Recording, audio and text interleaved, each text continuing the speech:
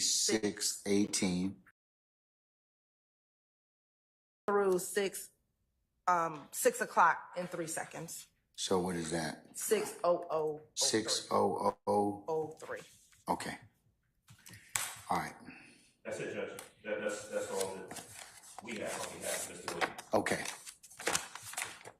Before I return to Mr. Sharp for the two ones that we may have, and I think I asked the state about those. So let me get to that place and let me get to it.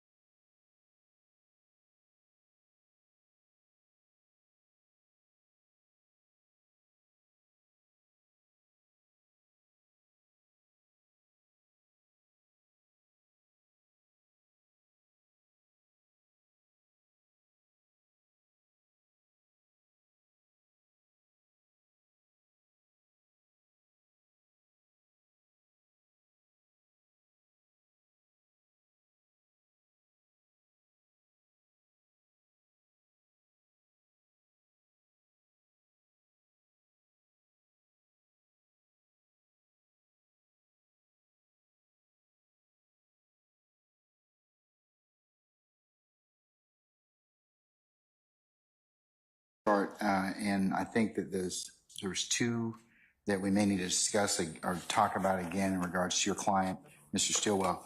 Mr.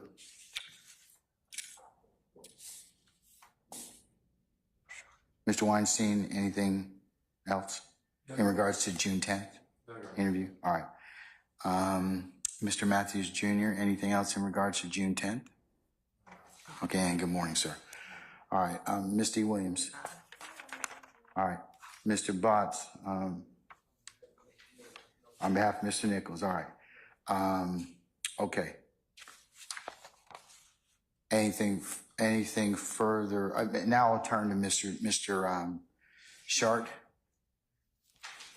Yes, sir. I think that you were going to take a look at your notes or whatever in regards to for two particular areas. So have you done that so far, sir? Well, I think we tabled it to, I don't know if I was necessarily going to look at my notes, but I've given those issues some thought, but I think we tabled them for further discussion. Are you going to wait until they're played to object, or do you want to, can you identify them for me so I can rule upon them?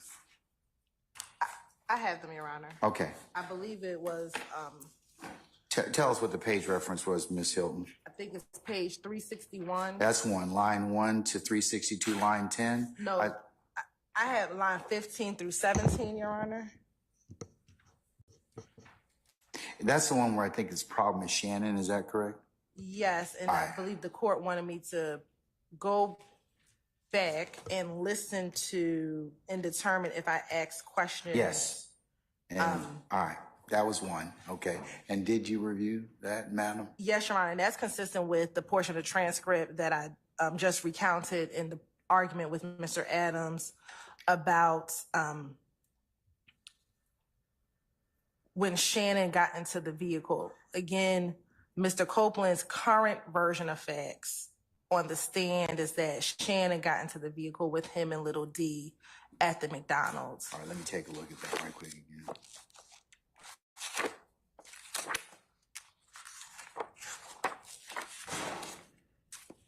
This is regarding page 361. Yes, line 15 through 17.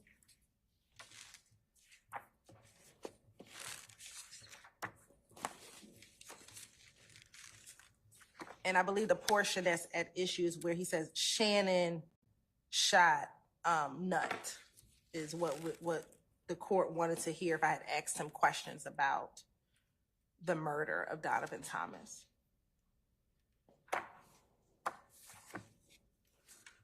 Can I just go back and make sure we're on the same page with everything leading up to this? Because, Your Honor, I too know what Ms. Hilton's speaking of, but I also had in my notes 361 through 10. So can I just confirm? 361 line 1 through 362 line 10. 361 line 10 to 362 line 10. Okay, I originally had line 1. All right, so okay. So 361 line 1 through 12, we'll say, the state has agreed that that's coming out. Is that correct? No. Okay, so all of this is in dispute right now. No. From what you gave us originally, the only thing that was in dispute was Shannon shot up Lil Wayne's tour bus. Shannon shot Nut. Shannon does whatever Thug says. On my list, it says page 361, line 1 to 362, line 10. All right, so is the state agreeing to a portion of this to be redacted, or what are you saying? The only portion that we agreed to be redacted is on line 16, Shannon shot up that tour bus. Okay. Line 16, and that's on page what, madam? Page 361. All right, and it says the specific sentence is Shannon shot up that tour bus. And I believe, Your Honor, on Monday, you were holding off ruling to determine whether or not I had asked Mr. Copeland about the murder of Donovan Thomas. And you wanted me to confirm with Madam Court Reporter that I did ask Mr. Copeland while on the stand about the night of Donovan Thomas's murder. all right. Specifically, what did you ask him? Because I do recall you did ask him about that, but remember, it's consistent with my earlier statements, that what exactly did you? Because this particular, let me just kind of.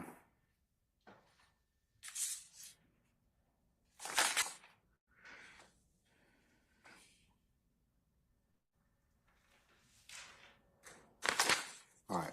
Yes. So do you mind if I keep my seat, Your Honor? Yes, ma'am. You can keep your seat. Just as long as you speak in the microphone, that's fine. Yes.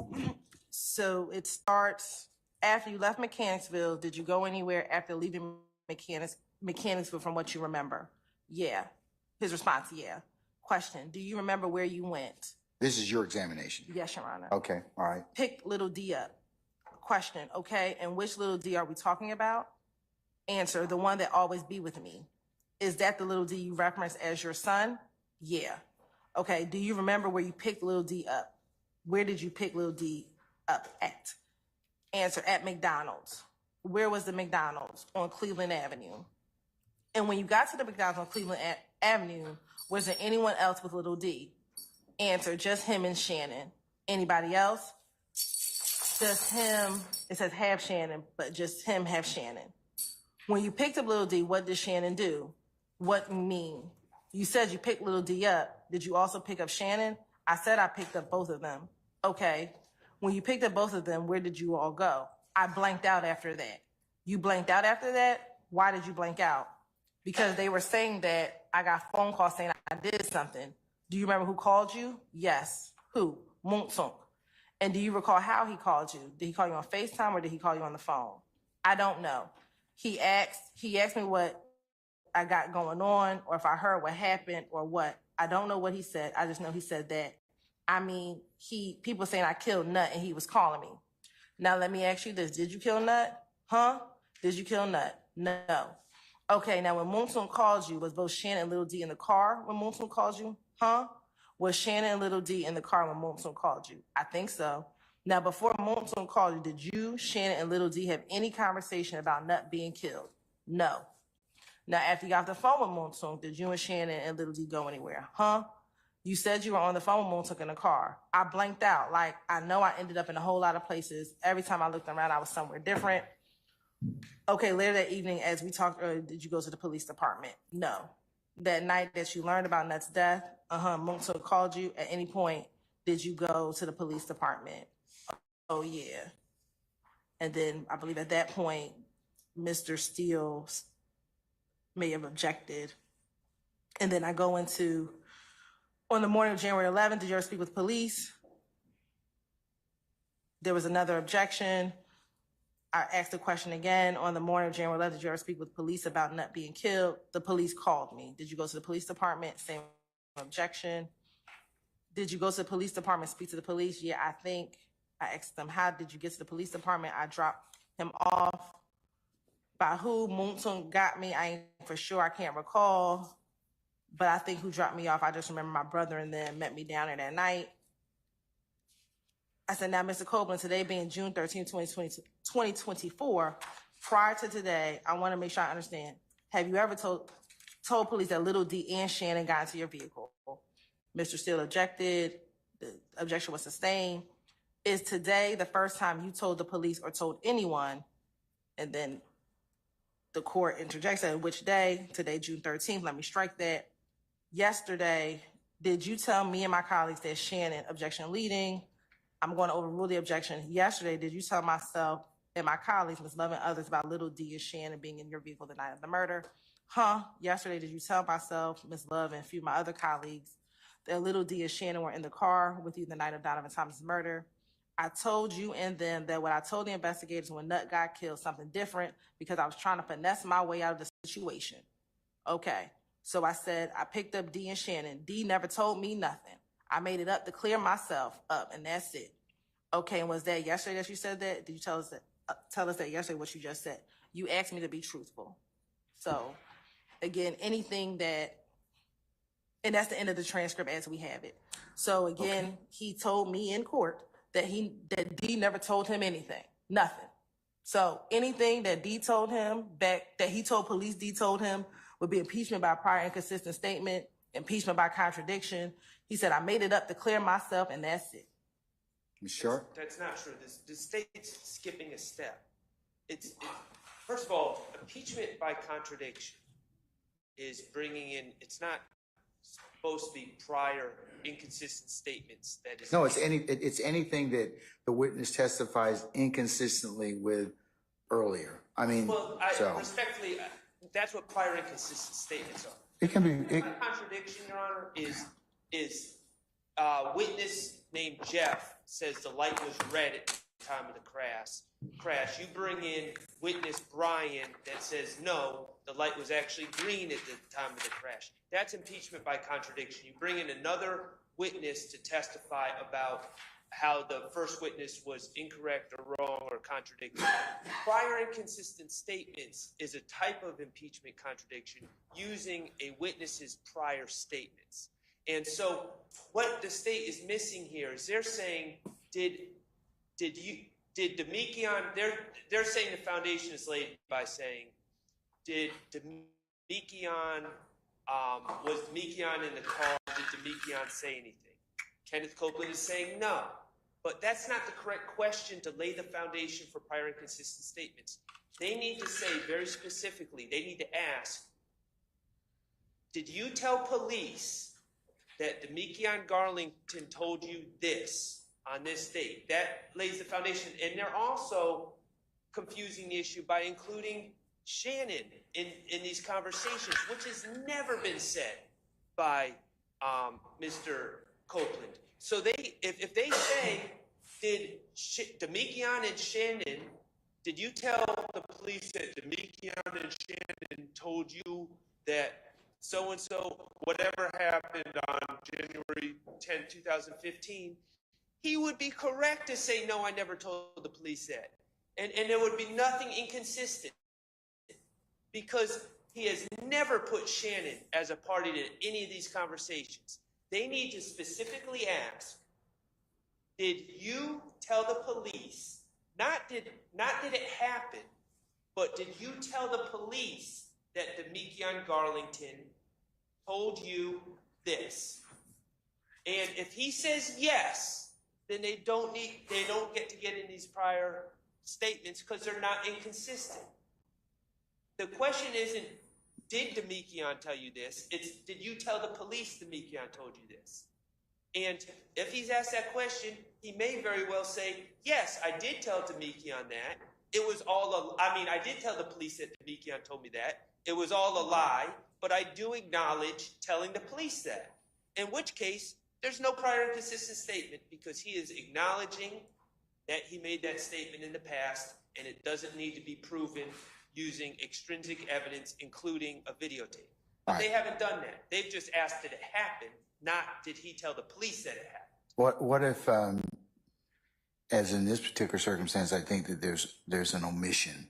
Like he says, hey, I don't recall this, and then his earlier statement says, includes more people or is more or has more granularity. Well, the problem is they asked, did Demekion and Shannon discuss this in the car? And he has never said Demekion and Shannon discussed anything in the car. He said, what he said in his prior statements were, I showed it at the McDonald's.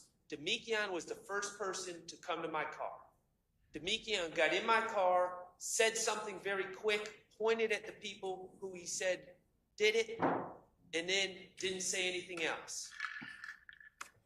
That's what he said. He never said Shannon Stillwell was in a car discussing anything. And the reason he never said it because Shannon Stillwell was never in a car discussing anything. So be very specific about what they're saying he said in the past. And if he owns that prior statement, then this doesn't get in. All right. You're right, but that's the point, Your Honor. We agree. He never told the police that Shannon was in the car. So he is contradicted by what he told the police previously. And he said, and I don't have to ask him again, his answer was, I told you and them that what I told investigators when Nutt got killed, something different because I was trying to finesse my way out of the situation. He has already admitted right there that what I said to the detectives in 2015 is a lie. It's not true. I finessed my way. And it's inconsistent with what he is now saying in what he said back then. So that's a prior inconsistent statement. Furthermore, to address what Mr. Shar just said about extrinsic evidence, when it comes to impeachment by contradiction, impeachment by contradiction occurs when a party offers evidence to prove that a fact to which a witness testified is not true. And it can be done by extrinsic evidence. The recording is the extrinsic evidence that we can bring in to show that what he said in court is not true. This is the extrinsic evidence. It does not have to be another person. The law does not say you have to bring in another witness. I can bring in extrinsic evidence. That is the recording of him in the interview room telling the police what he said. All right. Mr. Shard, I'm gonna admit or allow the state to play that particular portion from page 361, line 10 through 362, line 10, as impeachment by contradiction. I'll give you a over defense objection. I'll give you a continuing objection as to that, sir. Minus the... Oh, of course, minus the the 361 line 16, Shannon shot up that tour bus. Well, That will be excluded. what about, Before you go on, can you give me the time reference, madam? Time, video and audio time. Your Honor, so for the portion that is out is 3:29:37 to 3:29:39. Okay. And the balance is from what time to what time, exclusive of those, of that time period? So it'll start from 3:29:20 through 3:29. It will probably stop at 36 to make sure that we do not get into Okay. the admitted part, and then it will pick back up again at 3:29:41. All right. Mr. Short, anything, you were going to mention something else, sir? and I understand your ruling as it applies. I respectfully disagree, do not waive any Sure. objections, but I understand what you're saying about he shot the gun and killed Nutt. I don't understand how, on the theory of impeachment by contradiction or prior inconsistent statement, how this part gets it. Thug, this is Kenneth Copeland. Man, whatever Thug say to these ends, Shannon will do it, man. Every time Thug say something, Shannon do it. Like now, if they want to get into the Bloody J thing again, I don't think he's denied anything with the Bloody J. I don't think he's testified to anything different about the Bloody J. He said Bloody J was beaten up. So I say that and beat him up. So those statements, I get what the state's arguing about the killed Nutt. But those other statements, they're just bad character, generalizations, not inconsistent with anything he's testified to on the stand, not inconsistent with anything that he's been confronted with on the stand. It's the respectfully, it's the conversation in the car that the jury decides whether or not they believe it or not, whether or not the version that they believe was the one that was done on the 10th of January of 2015, or on the stand on or about June the 10th of 2024. I think it's impeachment for what he didn't tell them in the car. Well, one, that he wasn't there, or two, what he said in the car. So I think that's what the impeachment's for. But when he says, like, man, whatever thugs say to these ends, Shannon will do it, man. Every time thugs say something, Shannon do it. That's not anything that was discussed in a car. State. Your Honor, so two things as to relate to that portion. We have charged Mr. Williams with a leadership charge. So this directly goes to the fact that anything that the leader says, Shannon does. So that directly addresses the leadership charge that we have charged Mr. Williams with in this indictment. Furthermore, Your Honor, again, when Mr. Copeland has said everything that I told investigators regarding the night of the murder, regarding anything I told them, I was telling them anything to finesse my way out of going to jail. This would be in contradiction to it, because he's saying that's a lie. Now, if the court would like, and I have no objection to asking him specifically, does Shannon do anything that Mr.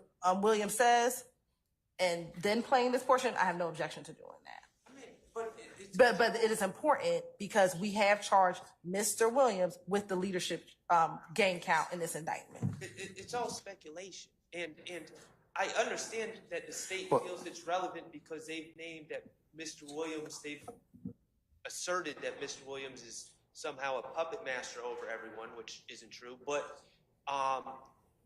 beyond that, just because they've asserted it doesn't mean all types of everything is admissible. It still has to be based on personal knowledge. It can't be speculation.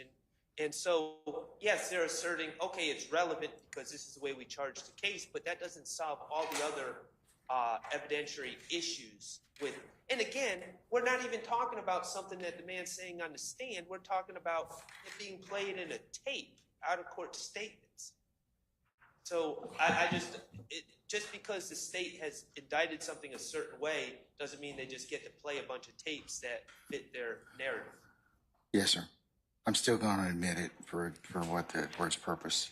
Over your objection, I'll give you a continuing objection, sir, as to that respect.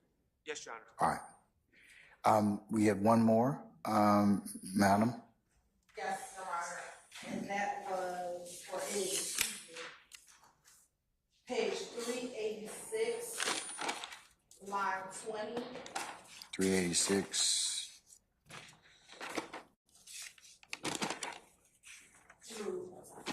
Hold on one second. Let me see if I can find it.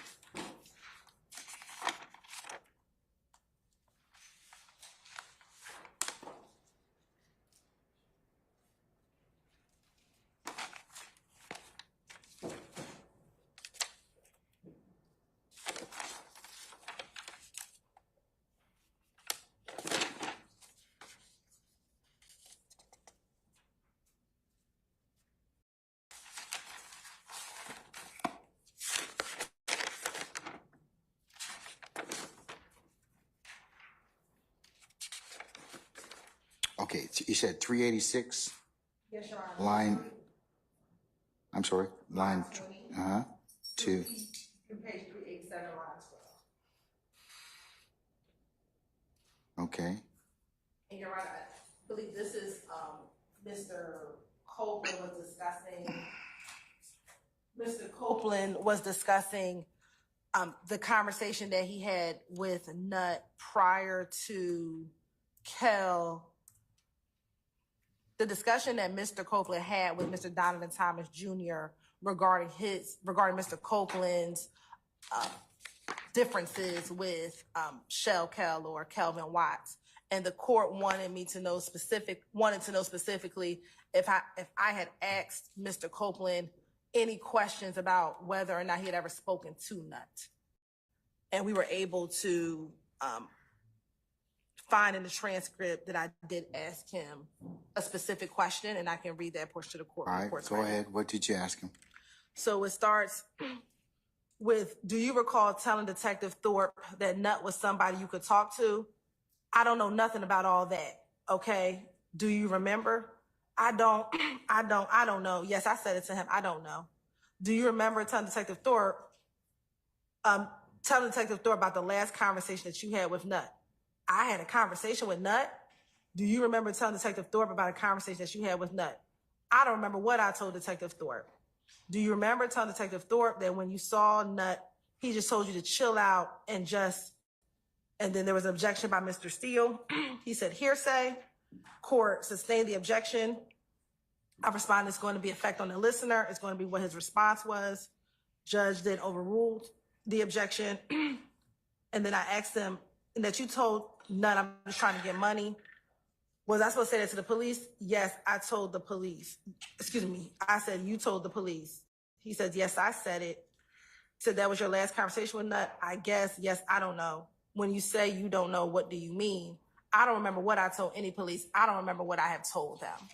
And Your Honor, this portion right here, when he says, I don't remember what I told them, it really opens the door to all of his statements coming in without me going in line by line. However, the state has gone back, but the case that I cited to the court yesterday, which I think was the Scudder's case. Scudder case. Yeah. In which once Sconyers versus the state. Sconyers 318 Georgia 855 decided April of 2024. Yes, Your Honor. And once he says, I don't remember anything I told the police, I do not have to go line by line to asking specific questions. Not saying you have to do that. But I don't think it gives you carte blanche, as I mentioned yesterday. So does your questioning again indicate questioning in regards to Kel or Mr. Stillwell? This line of questioning discusses speaking to, On the and let me be clear. From what Mr. Copeland was on the stand earlier, what did you ask him that on the stand when he was here several days ago that opens the door or allows you to play this particular part of the tape? and this, it's not contained in this, what I have as a transcript, but I believe when I continued my questioning, I asked him specifically about talking to Kel. Now, I will take responsibility. I did not ask Ms. Weaver to give me the rest of this portion of the transcript, just solely the fact that, Why don't I defer on it again until you, and so that'll be an outstanding one. You just need, we will hold that. Can I just clarify? We'll hold that until the transcript is at least a little bit more readily available. Can I clarify our stance, though, just so? I'm sorry? Can I clarify our stance to kind of crystallize the issue? In terms of what, sir? Well, the state is asserting that they've established a foundation to get into either impeachment by contradiction or prior inconsistent statements. Well, not yet, Mr. Sharp. I'm going to defer on that until I hear whether or not they have in fact asked enough for me to even entertain this particular set part of the transcript. That's what they're asserting. But just because they ask about No. I agree with you. Okay, at this point. Well, I need to hear the statement first that was asked on the stand to make that determination. So that's why I'm saying let's defer it until that time, because I need to first hear what was asked, hear what his response allegedly was, and then determine whether or not it falls within an acceptable, if it does, exception for me to authorize them to play it. Yes, sir. Okay? All right, so just remind me, I'm going to hold that, okay? All right. All right, councils, is there anything else in respect to any of the interviews involving Mr. Copeland as it pertains to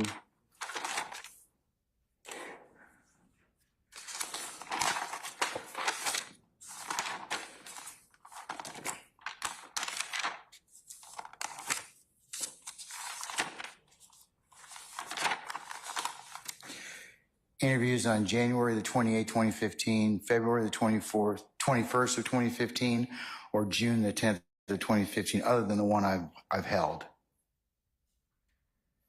no, Your Honor, and the state's intention is to take the transcripts that we have, highlight the redacted portions, send that over to defense counsel so they can confirm. I'm just going to say that you will be doing that for the Thursday the 27th and Friday the 28th. Okay, because I do want to make sure you all have a chance to look at that. Please don't come here and we get Mr. Copeland back on the stand, and then you all want to still argue about redactions that. So I want to know if there are any problems before we put him back on the stand, or we resolve those. So yes, showing those. So defense counsel, is that acceptable to you? Can I give it to them by Sunday? Only because, Your Honor, as the court may be aware, we have a full day of court with the other individuals on Friday. And so I'm going to work. This Friday? Yeah. No, we're not. No, not with the other. Okay, yeah, that doesn't pertain to me. All right, so right now. But it pertains to the members of the state. One of my other colleagues. Okay, all right. Yeah. So okay. we can have it till this weekend. We do intend to get it to them by no later than Sunday. At what time? Sunday by 5. My suggestion is that, and you all can do this the way you want to, but you all need to probably look at this. You know, you probably need to play it, yes, or at least the portions I've ruled upon. You all need to get together physically or have a representative get together and go ahead and make sure that the edits are correct. Because what I don't want to do is play things that are outside the bounds of what we talked about, and then there to be objections and problems. So can I get somebody's commitment to do that? And if so, when are you going to do that? We can do that tomorrow, like just to sit through and run through the times. We can do that, and then redaction, like with the actual transcript, I can get to get that. All right, so defense counsels, are you okay with that suggestion?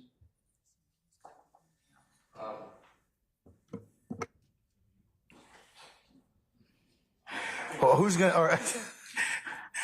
So objecting to the Yes, just generally, Mr. Steele. I know that you don't believe a foundation's been laid, and you believe that it is improper impeachment as a whole. So that is not lost, and that'll be your overarching objection, which I'm giving you and others a continuing objection for. But since I've ruled, to the extent that I've ruled on the parts that need to be omitted, that's what I'd like you all to at least make sure that occurs. As far as I'm concerned, Sunday is fine if that's what the state asks for. Okay. Is that for the transcript, or are you all going to actually physically get together and look at the video and the and audio to make sure it matches? Can I ask, is the state planning on taking segments out so it jumps from one to the next, or is the state envisioning just turning the volume off? We'll turn the volume off only because when we tried to convert it, and I think you all had the similar issue, it jumps. The video itself is not it's not good video. Unfortunately, when we try to convert the evidence reviewers to MP4s, it doesn't. It's not good video. Okay. To do that. So we can plan to play and stop. Now we can, if defense counsel on their own wants to verify the times, and then we can verify the times, just make sure that the times are consistent. We can do that as well. If they would do that on their own and they can just forward us the times, we can do that as well. But we're open to whatever way to make sure that we don't have any issues. Okay. And Mr. Steele, you stood. Or Ms. Sharp? Speaking for myself and I think others, we don't know the technology involved, but we object to presenting it, just playing it, and then turning off the volume for certain segments, and then turning the volume back on. I think that invites the jurors to believe that something's being hidden from them, invites them to assume that it's they're not getting evidence concerning our clients, and invites them to draw negative inferences from that. So we would object to just turning off the volume and letting the video play. I'm not sure about the technological challenges. Someone that's smarter than me, I'm sure, can find a way around that, but that's our stance. Right, I think the court will instruct the jurors that they are only to consider admissible evidence. And so what the court has ruled or deems that portions are not admissible, or that the state doesn't intend to play it. And there are portions that the state doesn't intend to play that defense counsel may or may not play. And so if we redact portions and make it seem as if there's one interview, the jury may get confused if there's a portion that the state redacted that now becomes a part of evidence when the defense decides to play portions, if they choose to play it. We've already been doing this in this method. This has not changed. It's nothing different than what we've already been doing. Okay. Mr. Shard, I've noted your objection for the purposes of redaction. I'll just, at this point in time, given what we've done earlier and the challenges that we've had, we'll just turn the sound off at that particular period. And we'll do the best we can with that. All right, anything else? Okay, as it pertains to those three interviews. Okay, as Mr. Weinstein's got that look again, we're gonna go ahead and recess for a break and for lunch. Let's come back, councils, at about, let's just say 1:15, and we can go ahead at that point in time and take up the jail calls that Ms. Hilton has, we'll identify the email, take up the jail calls that she plans, or that the state plans to play at this point in time. And we'll see where the day leads us at that point, okay? All right, I'll see y'all at 1:15, all right? We're in recess.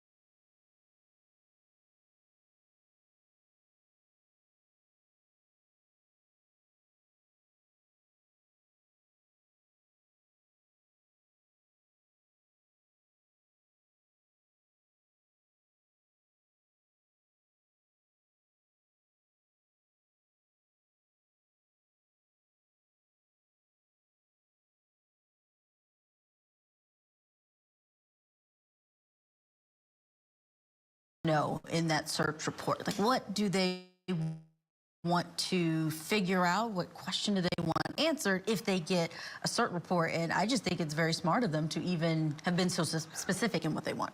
Right, and because they're seeing the witness refer to his or her report during trial, and they're saying, hey, I want to look at the whole thing now here that we're in deliberations, but of course they can't have that, and the judge told them as much, so they have to continue without it. But I think it's fascinating that they want more about that search because it has raised so many, and I wonder if you take away, you just look at it differently in this case, right? Knowing the accusations from the defense, which they've been very vocal about from the very beginning, these investigators are under a different pressure than another case where, yes, lawyers always like, well, this was done wrong. This was a different ballgame. Absolutely. With being alleged. And you got more information that you would never get. You would never see a personal phone of an investigator put on the PowerPoint screen inside of a courtroom to show what they were saying to their friends, not on their, you know, their issued phone. You really wouldn't get their phone at all. You'd only get what they investigated, what they put in their report. But here, we saw something completely different with Trooper Proctor, and that just, I think, would make anyone question what else was going on, what else is happening in this department, and that's what the defense has really leaned into. Yeah. Joseph Tully's watching along with us, and he's a criminal defense attorney in San Francisco, California. Joseph, what did you think of this question? The jury wanted the actual report about the search that was conducted in the front lawn. They didn't want to just rely on what people told them. They wanted to see what was written down at the time. So it's very common. A lot of times jurors want to see police reports, but, you know, in fact, they are hearsay. It's an out-of-court statement being offered for the truth. If it didn't come into trial, then it's not evidence, and the jury can't consider it. Although, you know, I've seen many such jury questions. So it is very common. I think they want to look at more evidence. They want to delve deeper into the situation and really figure it out. And you hit the nail on the head. This isn't a defense of raising reasonable doubt. This is a defense of, no, they're actually guilty. It's a criminal conspiracy to frame my client. And it's very dangerous to do that rather than just go with reasonable doubt. But nonetheless, this is where we are. Joseph, any predictions on what may happen next? We often see judges tell jurors, you have what you have, continue to deliberate, which I can only imagine is pretty frustrating for a jury where they've come up with this question together, they've submitted this question to the bailiff takes it in, they're waiting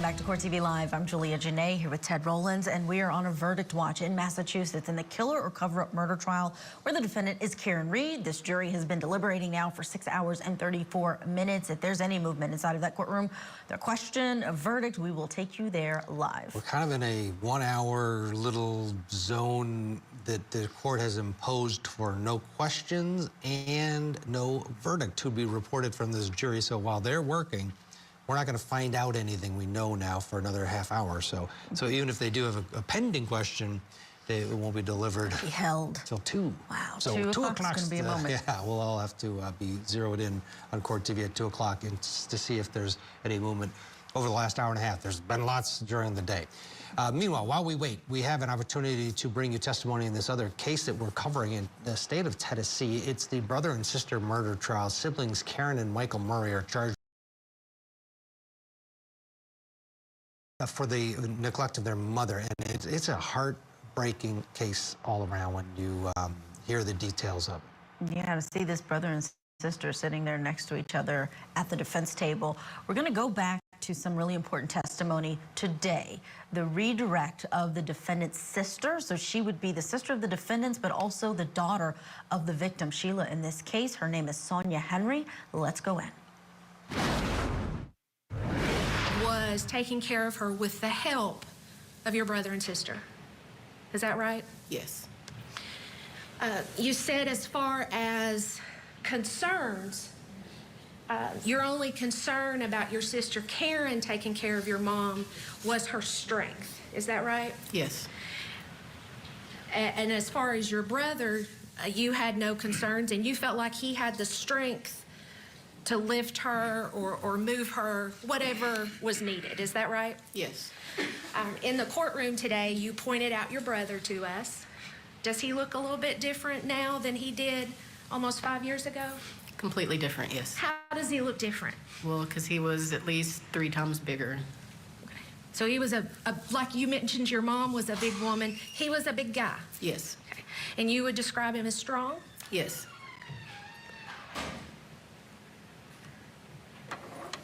After your dad passed in November of 2019, what happened to the house on Watauga?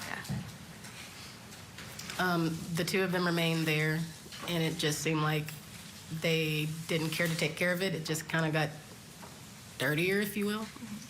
But they lived there, just the 2 of them? Mm-hmm. Do you know if they ate food, drank water while they were there? I assume so, yes. So they took care of themselves on their own without your parents? Yes.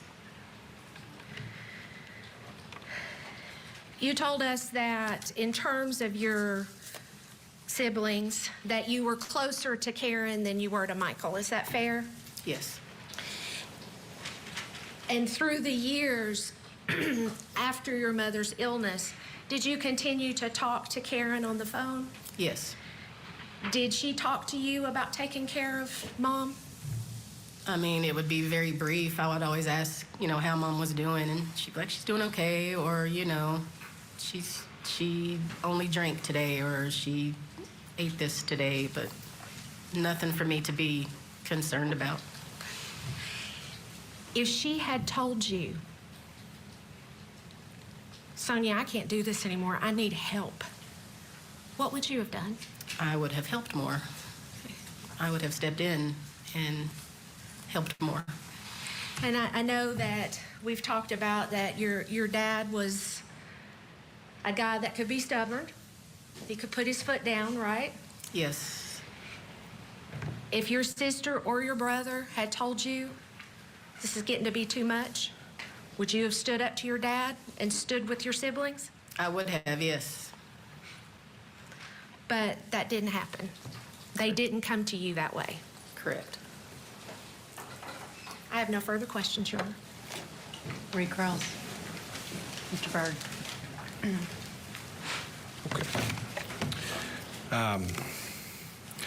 Ms. Henry, now, the discussion on coming home from Cornerstone presented to you as though it was some sort of democratic election, but that's not really the way the hierarchy worked in that house, was it? No. it wouldn't matter if what Karen and Michael would have said. If your dad wanted it to be a certain way, that's the way it was going to be. Is that correct? Pretty much, yes. Okay, so whether they opposed it or what they felt about it, when he decided your mom was coming home, that was what was going to happen, right? Yes. Okay.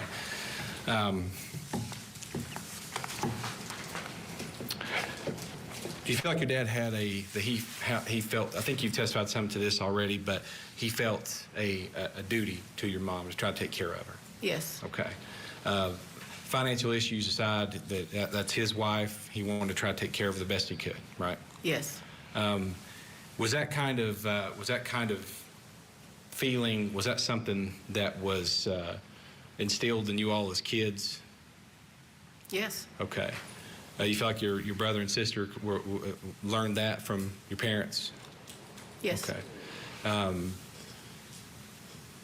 Did you all get taught, I mean, as far as your siblings voicing any sort of concern about this, that they were, if your father thought that he was doing his duty, trying to take care of your mom the best that he could, that your siblings were doing but like they were doing their duty also?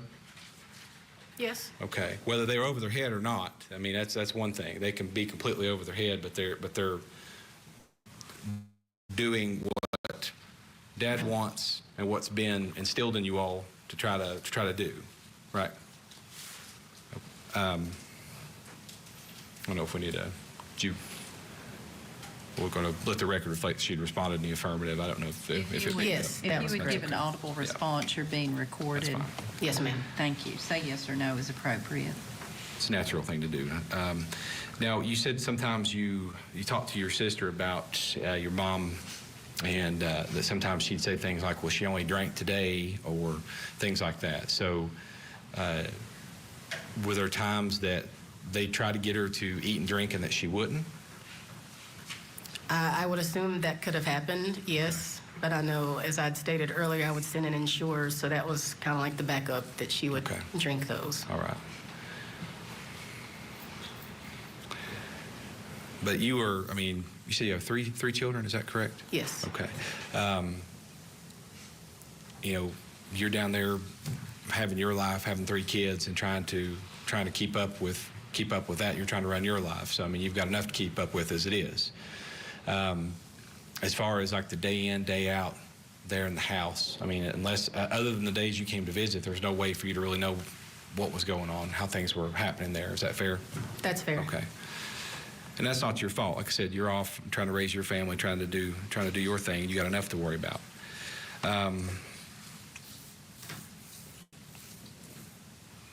But along those lines, in terms of day in, day out difficulties that your siblings or your dad may have had in your mother's care, it would have been hard for you to know about those, wouldn't it? Correct. And you don't know if, other than these conversations that you might have had with Karen or when you came in, you don't know if they did voice concerns about that as time went on. Is that fair? That's fair. Okay. So there was only about maybe a little over a month between, Jonesboro Days is always around July 4th. You came back to spend probably about the second week of August. So there's a little over a month between that last visit and when you came back for what we're here for. Is that right? Correct. Okay. All right, let's bring in criminal defense attorney Joseph Tully, who is standing by. Joseph, it's a difficult position for this witness to be in. She's seeing her siblings sitting there at the defense table. Her mother is the victim. She wasn't able to be there, but her siblings were the ones tasked with taking care of their mother. Where's the line? Because you have both of these sides admitting, yes, they didn't do what they were supposed to do, what they should have done to really help their mother in this time when she was really ill. But at what point is it not just in over their head, but it's actually neglect? What evidence would you want to see in order to show first-degree murder? So first-degree murder, I would want to see some kind of communications, text messages, some emails, something, another witness to testify that these two individuals are saying, you know, mom is in this condition, you know, we don't care, ha ha ha, you know, that nasty woman wouldn't eat today and I'm not going to feed her tomorrow, something like that, to really get beyond, to get to a first degree murder. Other than that, the jury really will be looking at lesser includeds, because if they decide that the intent, the malice of forethought to truly have hatred in your heart towards this person and not just be overwhelmed and not just be broken by the situation, you know, I mean, that's the two sides here, right? Were they overwhelmed and broken by the situation, or did they actually have malice, hatred in their heart towards their mother? Yeah, if, you know, optics are part of the equation, and I'm not seeing any malice from that defense table. I'm seeing a couple people that seemed overwhelmed. You know, the girl is crying throughout the testimony of her sister, and the brother just seems to be, you know, out there. Kind of out of it. Yeah. There at the So table. they're not projecting what Joseph is talking about, and is like, we don't care about mom. No, there's something going on there. Which I'm sure the jury will pick up on. We'll get a break, get you back into the rest of that testimony there. We're still waiting for that 1 hour blackout, court-imposed blackout for any questions or verdict in the Karen Reed case. So 2 o'clock Eastern time, there's a chance that the jury will have something. And we'll be here. Right now, it's just the fan continuing to work in that courtroom. Our team obviously is there. And we'll continue to cover this until there is a verdict. Tonight on Closing Arguments, is Karen Reed a killer girlfriend or the scapegoat in an elaborate cover-up? We're breaking down today's closing arguments as deliberations get underway. Closing Arguments tonight at 8/7 Central, only on Court TV. Friday nights, the WNBA is on Ion. This week, Ryan has a dream of blocking out Dejanay and the Sun.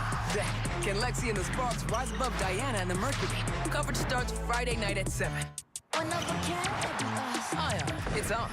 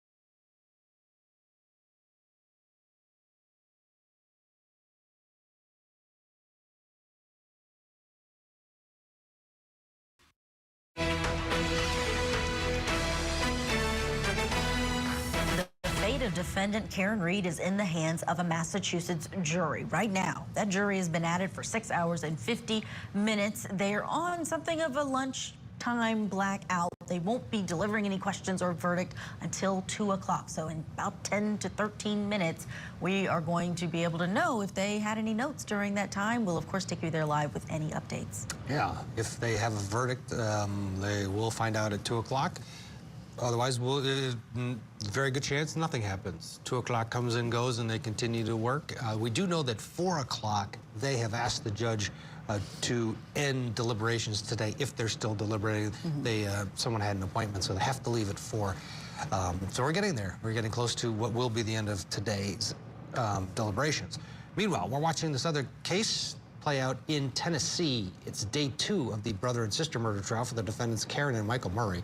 They're facing multiple charges, including first-degree murder, the death of their mother, Sheila Murray. Yeah, the defense says these were 2 individuals who were just in over their head. They did not intend for their mother to die. Let's get you back into the courtroom now. On the stand is the defendant's sister, Sonia Henry.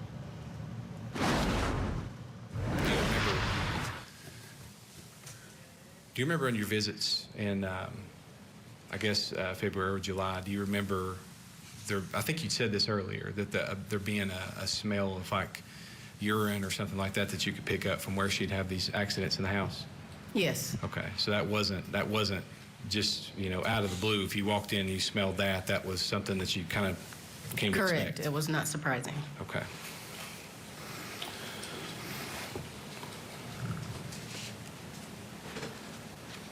Do you know if your mother stayed in a hospital bed, is that right? Yes. Okay. I think you had told Agent Ketron that the bed appeared to be soiled when you went back in August of 2019. But did you ever examine the mattress in February or July or any time before that? Did you ever see it? No. Okay, so you couldn't really talk to what the condition of it was then, if it was anywhere near the same or anything. Wouldn't be any way to know, right? Okay. Do you remember your mother having any problems with her feet? Yes, that she had kind of had feet issues kind of all her life, from what I can remember. Yes, swelling and such. So she'd have swelling like around her feet, around her ankles, around feet and ankles. Yes. Was that with did that have to go with her, like that clotting disorder that she had? Do you know if that was some? I mean, from what I can remember, that could have been part of it, and then just in summers, her feet would swell. Okay. Just remembering from Summers, childhood. Yes. Like August of the year, being in the summertime, that her feet would swell when it got hotter? Sure. Okay.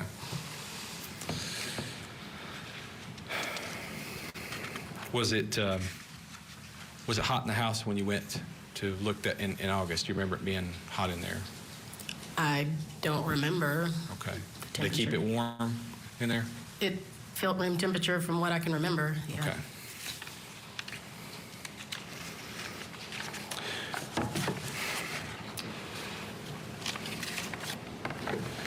Do you remember, in talking to your dad, him ever complaining about, you know, the cost of the medical bills or insurance or anything like that as it came to like your mother's care? Do you remember him ever complaining about those things?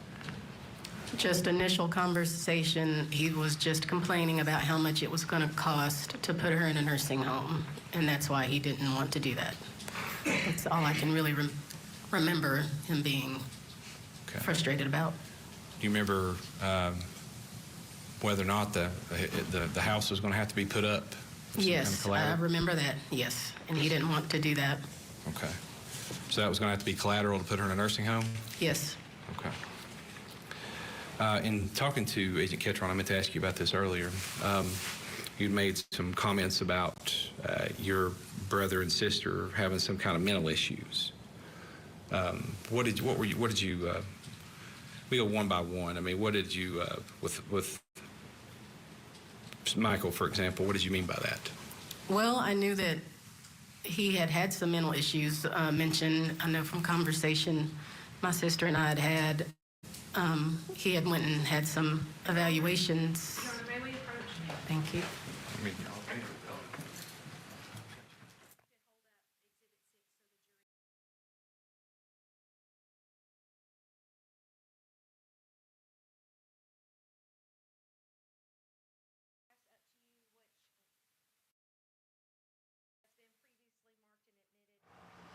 All right, sidebar there. Again, we were talking about it while we were watching. It does feel, it's just, there's something about this case that it just feels sad all the way around. You don't have that hatred for the defendants for some reason. It's just, even though what they... We're going to see what the prosecution brings in this case. We know they brought in, people had this reaction to seeing her this way in the hospital, and I think that's what led to this prosecution in the way that it is. We do have to get to a break. We'll get back in for more of that trial, but also the Karen Reed trial. We're paying attention to it. 6 hours, 56 minutes. The jury has been deliberating. What will they say at 2? That's next.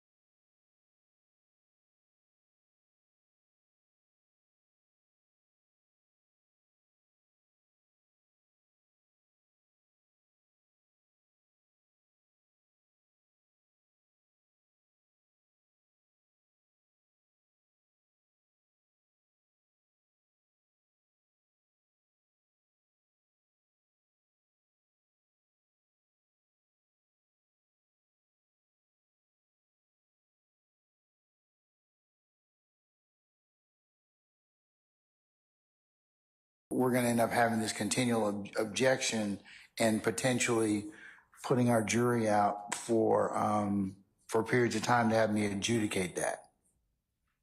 So is it possible for you all to listen to the tapes, I mean, to the jail calls, and then flag those portions like you did for, you know, for his interviews, to have me rule upon those?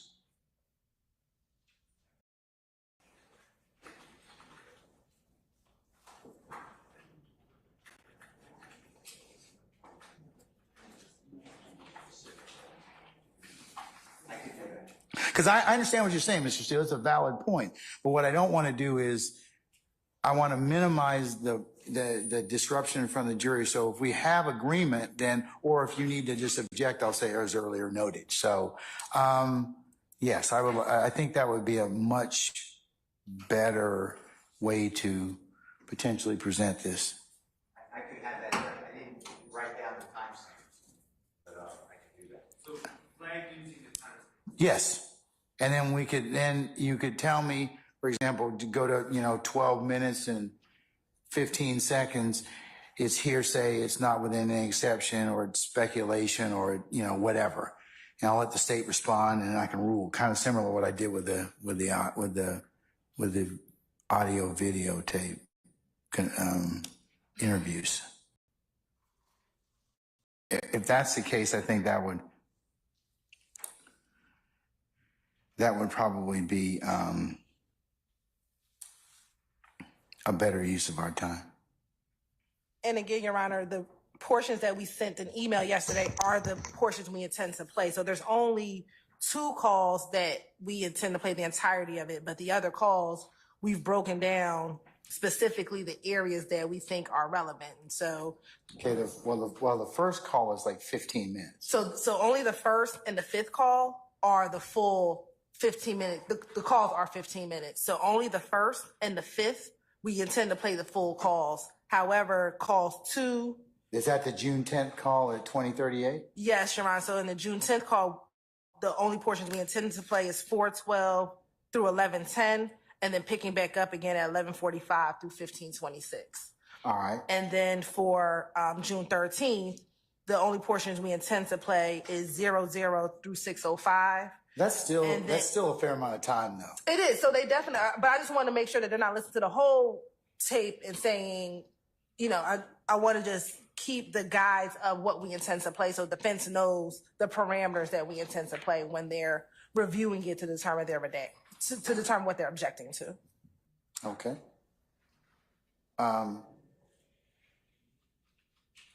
Mr. Steele, give you just a thought. I need to consult with Mr. Chandler in just a second. How long do you think that would take? And I'll just ask you and come back on the record. Okay? All right. I'm just going to recess in place.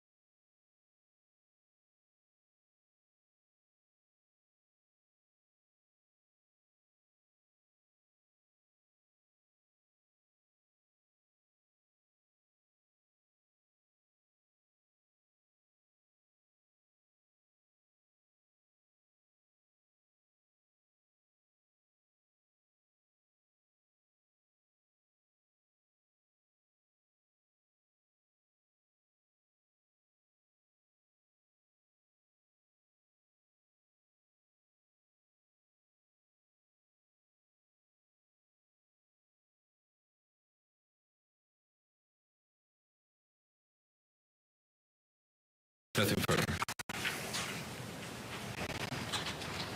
Redirect. All right. Any cross-examination? All right. Mr. Dawson, no questions? No questions. All right. Is this witness released from her subpoena? She's from state. She's subject to recall from the defense? Maybe so, Judge. We'll probably know today one or the other, but we'll have to keep her around. We'd like to keep her subject to recall, please. All right. Ms. Henry, thank you for your testimony today. You are, however, not released from your subpoena. You are subject to recall. I'll direct you to remain available to come back to the courthouse and testify. You will not be permitted to stay in the courtroom during the testimony of other witnesses, and you're directed not to discuss your testimony with any other witnesses who have yet to testify. Yes, ma'am. Thank you. All right. You can wait outside, or if counsel has a phone number. We do. If she wanted to go back to her hotel room. All right, that's it for the testimony for now for Sonia Henry, who is the sister of these defendants, also the victim's daughter. What a difficult position she's in, where she's having to not only help the prosecution because they called her to win their case against her siblings, but also no doubt wants justice for her mother. But you heard they're subject to recall, so the defense wants to bring her back, and I think her testimony, while it helps the prosecution, it could also help the defense, because the defense wants to show that she wasn't there, she wasn't able to help, and she didn't suspect anything at the times that she went to visit. She can also speak to whether her brother and sister would have had any kind of intent behind wanting their mother to die in that manner. Let's go back in for this next witness who is testifying. This is Kathleen Morris, an investigator for the Adult Protective Services Department there in Tennessee. To your lunch break, they're getting seating arrangements for you over at Amigos. Nice day. Walk over. Can you hear me? Walk over and have some good Mexican food. And they'll be expecting us, so they will normally have a table set up and ready to go for you. But they're fairly fast, so we don't usually pre-order there. Did anyone try to speak with you outside the jury panel about the case? And did any other juror try to discuss the case with any other juror? All right, we're ready to proceed with the state's next witness. Yes, Your Honor. The state calls Kathleen Morris. Kathleen Morris. Ms. Morris, if you'll come to the podium, I'll ask you to approach and raise your right hand. Do you solemnly swear or affirm that the testimony you're about to give will be the truth, the whole truth, and nothing but the truth, so help you God? Yes. If you'll have a seat right there in the witness box.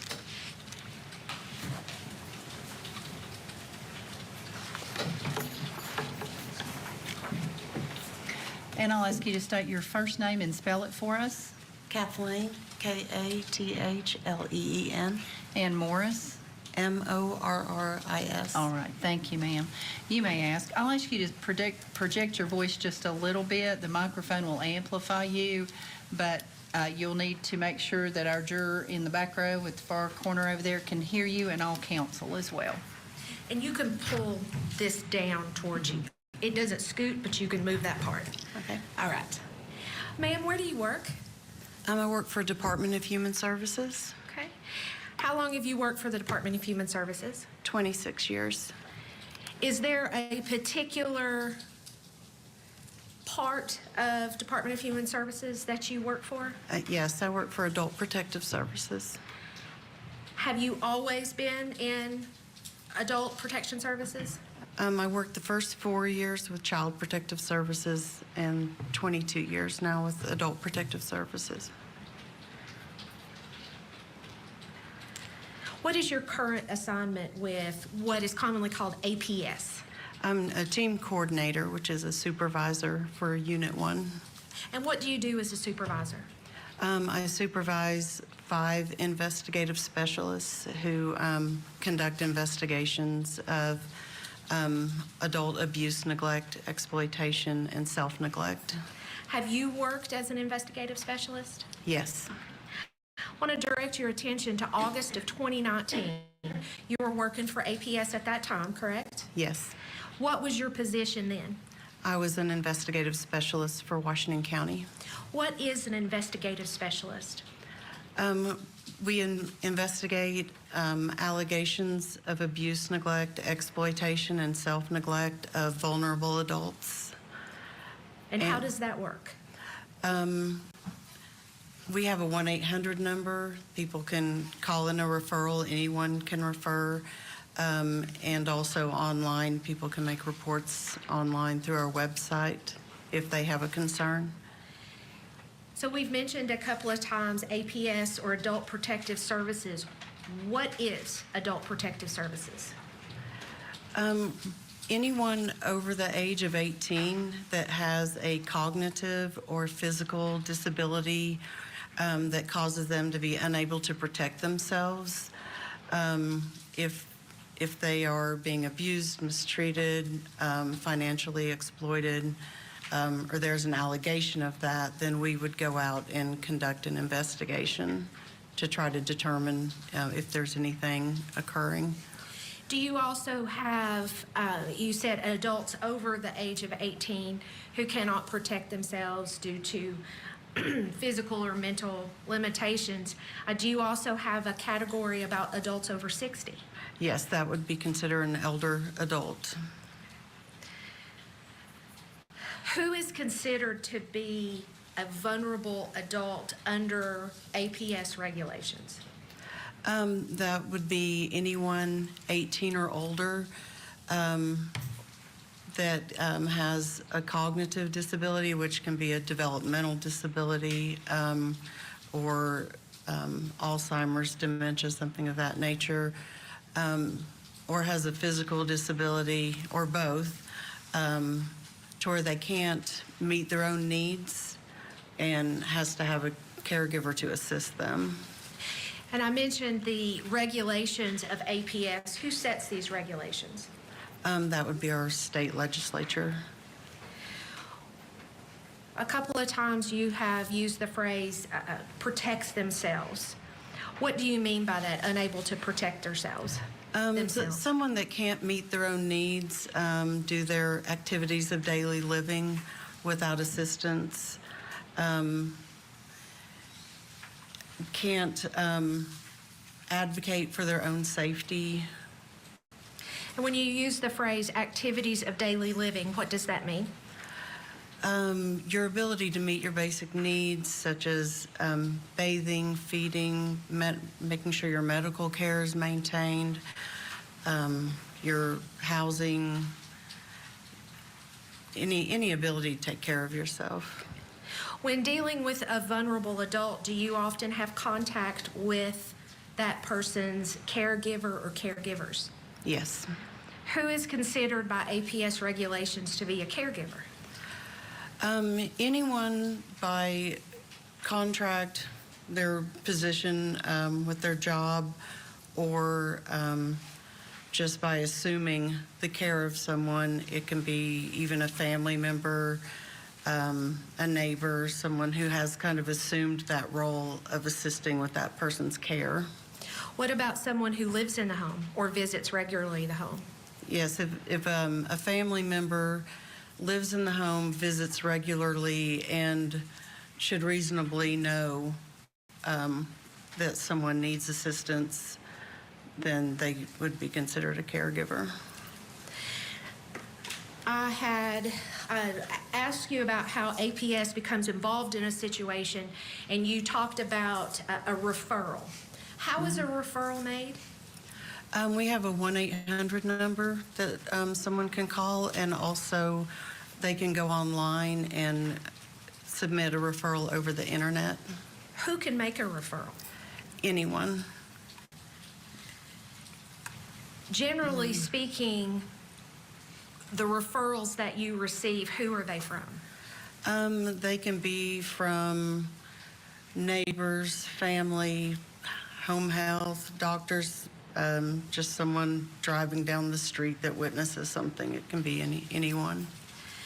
When a referral is either called in or sent in online, how is it handled once it's received? If it's an allegation of abuse, neglect, or exploitation, the first thing that we do is our system automatically generates a report that we send out to the DA's office, law enforcement, if it's in a facility, some other agencies such as healthcare facilities. Typically, the first thing we would do would be reach out to our law enforcement to see if they wanted to conduct a joint investigation so that there's not like a duplicate of, putting people through multiple interviews by multiple entities. So, is it common to work alongside law enforcement? Investigator Morris there explaining how Adult Protective Services gets involved in cases, and ultimately will be explaining how she got involved in this case. We are going to get to a break, but we are also watching not only this trial in Tennessee against the Murrays, but also the Karen Reed trial. 7 hours and 14 minutes. This jury has been deliberating. All the parties back at the courthouse, standing by for any movement there inside that deliberation room. Stay with us.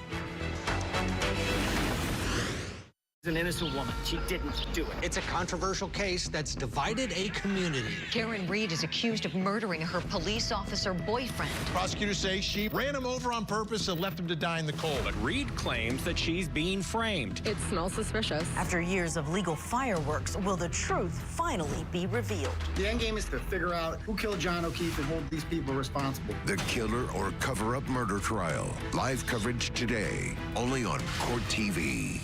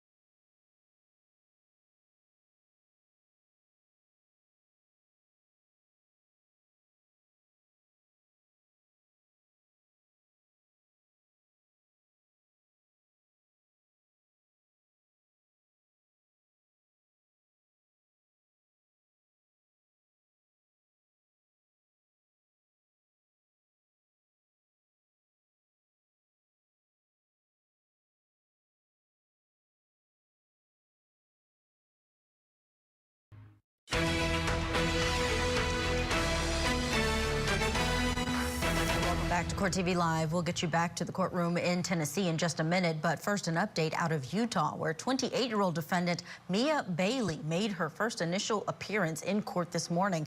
Bailey faces 11 felony counts related to the double homicide of her parents, Joseph and Gail Bailey, as well as the attempted murder of her own brother. Prosecutors allege that she broke into her parents' home, shot at her father, then her mother, then shot through a bedroom door where her brother and his wife were hiding before they fled the scene. Now, during the initial hearing this morning, Bailey was read her charges and also given a court-appointed attorney to represent her. The court is going to set your case for a roll call hearing on Wednesday, July 10th at 2 p.m. Mr. Stout, good morning. Good morning, Your Honor. Court has just appointed you to represent Ms. Bailey.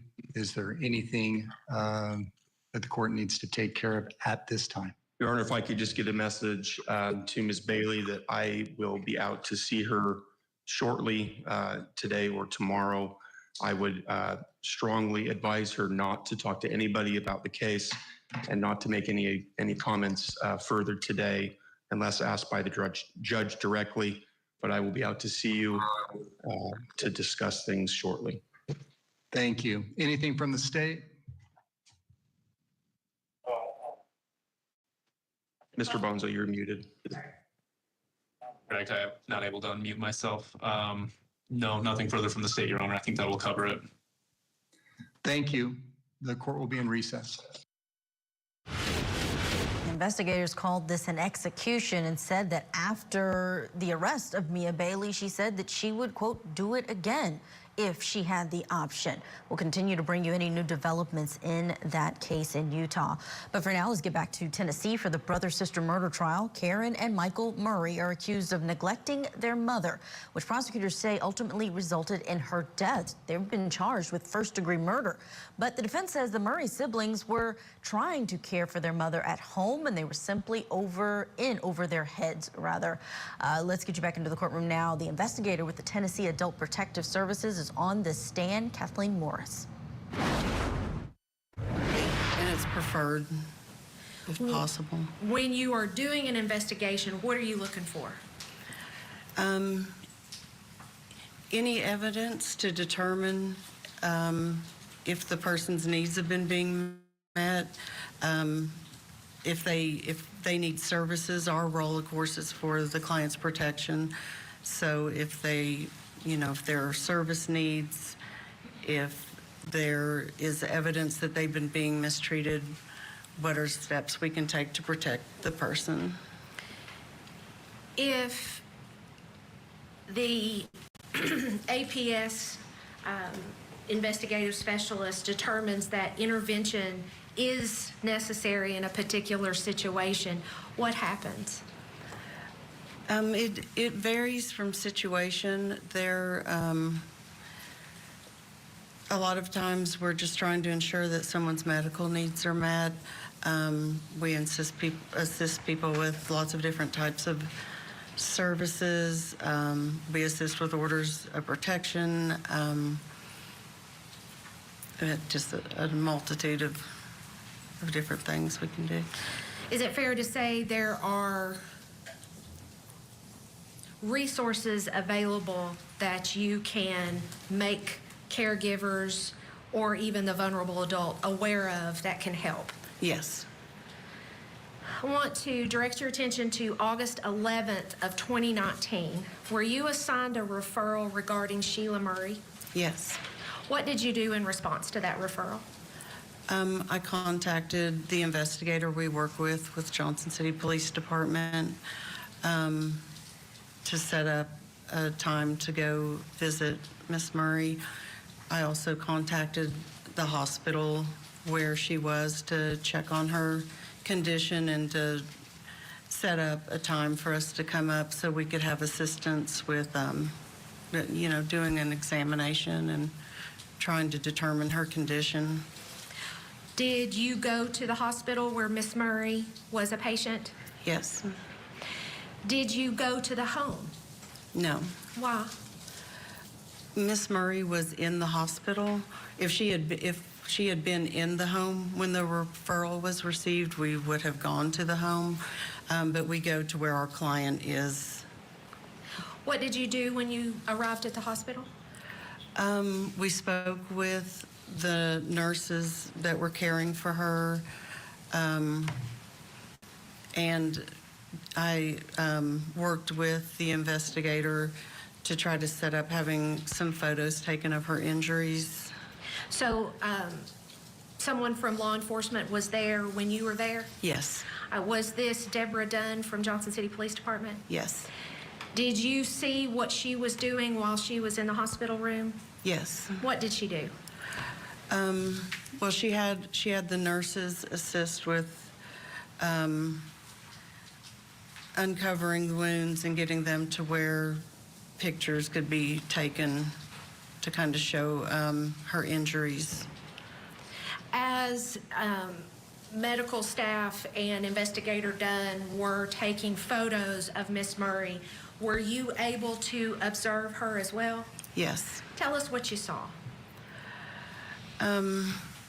Miss Murray had several very severe decubitus wounds, one on her back that was probably this size, that was very deep and looked infected.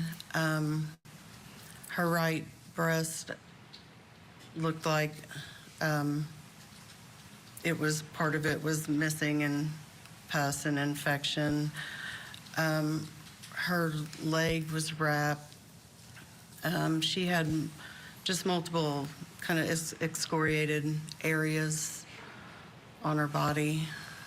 And we understand that you're not a medical professional, but you did use the phrase decubitus ulcer. What is that? It's a pressure wound that typically happens when someone hasn't been being turned often enough. Are these ulcers or pressure wounds, are these things you've seen before? Yes. Had you ever seen the extent of Miss Sheila Murray's? Maybe one or two. After your visit to the hospital, what was your next step? The next step was gathering medical records, speaking with medical providers who had provided care to her, and working, I guess at that point the case had been transferred to TBI, so working with the TBI agents and meeting with them to kind of discuss what evidence was found in records and things. You told us that you requested Miss Sheila's medical records. Why are those important for your investigation? The medical records, give the medical professional's opinion of her condition and the cause. Going back and getting previous medical records would show what her previous condition was prior to, the state she was in when we observed her. In conducting your investigation into Miss Sheila's condition, you said that you were working alongside TBI, the Tennessee Bureau of Investigation. Is that correct? Yes. Do you remember what you all did? Besides reviewing records, we did set up interviews with family members who'd been in the home, caring for her. Did you meet with Karen Murray as part of the investigation in this case? Yes. Do you see her in the courtroom today? Yes. Can you point her out and describe something she's wearing? Yes. A black shirt. Your Honor, if the record could reflect identification of Karen Murray by the witness. The record will so reflect.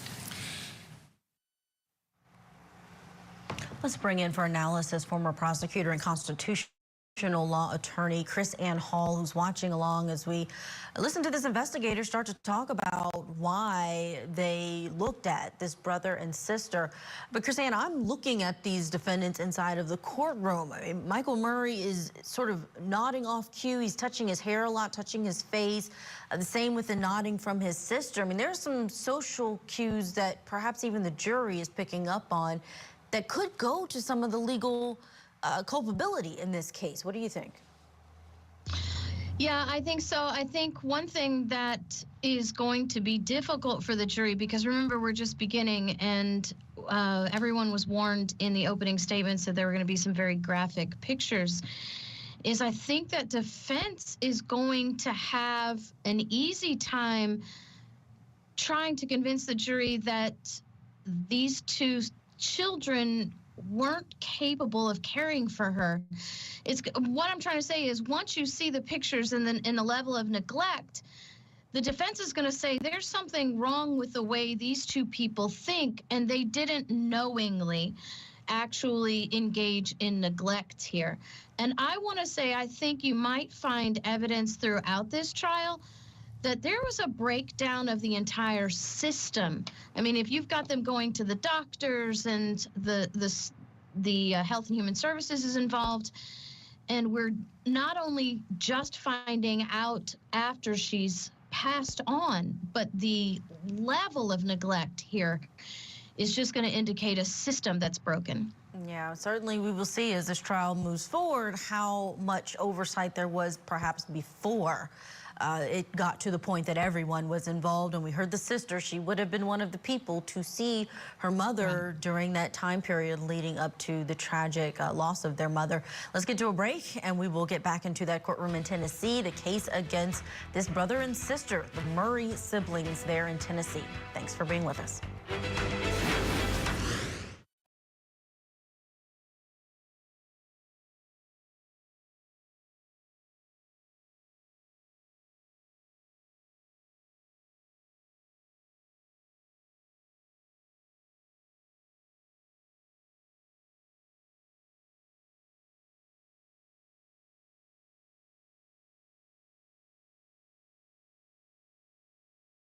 Send what you feel you must to the state, and then we'll take it up either Monday the 1st of July or Tuesday the 2nd of July.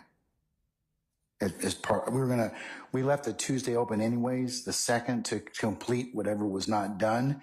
So I think that we could probably handle that fairly comfortably on that morning of the 2nd, Tuesday the 2nd. Set. Okay. All right. So let's just plan on taking that up Tuesday morning, the 2nd of July, when we start court. And we'll start probably 9:30 for an anticipated 10 o'clock start time. And we'll handle just the jail calls. Okay. When will the defense have those objections to us? If we can have them today, would be great, but Mr. Adams said it'll be done in an hour, but do you all think you could get it done in the next hour or so? I mean, because I'm going to probably leave in probably about an hour. But tell me where you all are. Would it be an impeachment on anybody if we got it in writing by tomorrow morning? Would that be okay? If it's not, that's perfectly fine. That's fine, Mr. Steele. Let's say by noon tomorrow. Would that be sufficient? no problem. Yes. Okay. All right. Okay. So we'll take those up on Tuesday, July the 2nd, 10 a.m.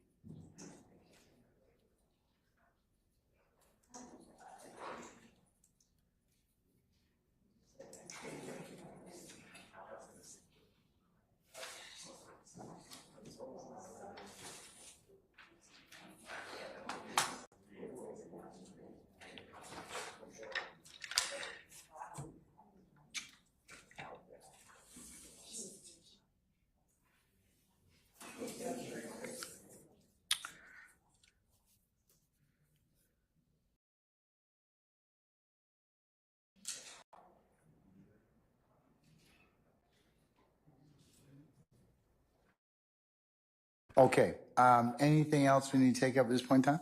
Nothing from the station. Anything from the defendants? No, sir. Okay. Monday, the 1st of July, as I mentioned earlier, we'll bring your clients over. They'll be here. I'd ask counsel to meet 8F jury room for Monday at 9 o'clock. All right? For the in-camera review. And on that, Your Honor, again, and I know I said it, so I'm assuming that it's preserved, but Mr. Williams would like to be present. Yeah, you told me that already. Do you have any additional case law other than the United States 6th and Georgia's 6th Amendments?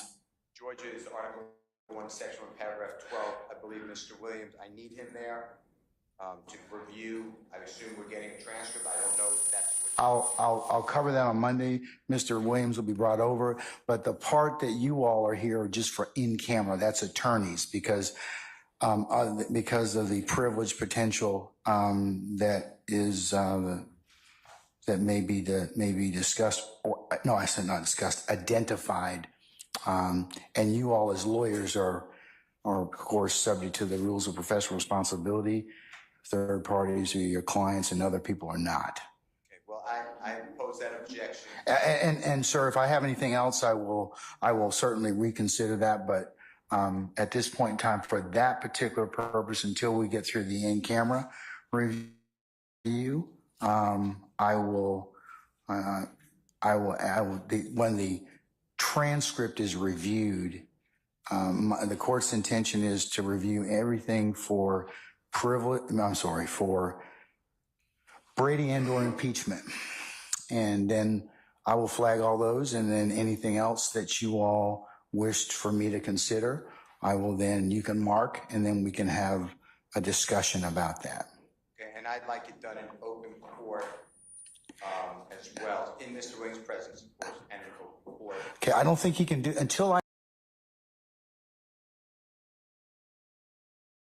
Means only about an hour and a half more of deliberations if they don't come back with a verdict within that time. We will take you live into that courtroom as soon as there is any movement, and we know that during that lunch break they must not have had a note or a verdict that they were holding, so now we wait, and of course here on Court TV we will bring you the very latest. As we are standing by for that verdict, we are watching a courtroom in Tennessee where two siblings are standing trial for the death of their own mother. Both Karen and Michael Murray are charged with first-degree murder and neglect in the death of 68-year-old Sheila Murray, who died after being admitted to the hospital back in August of 2019. We've heard from paramedics and EMT professionals who were there that day when she died and saw the victim and the state of her body, and they're the ones who reported this abuse. On the stand now is an investigator with the Tennessee Adult Protective Services. We're hearing about her investigation into these siblings. Let's go back into court.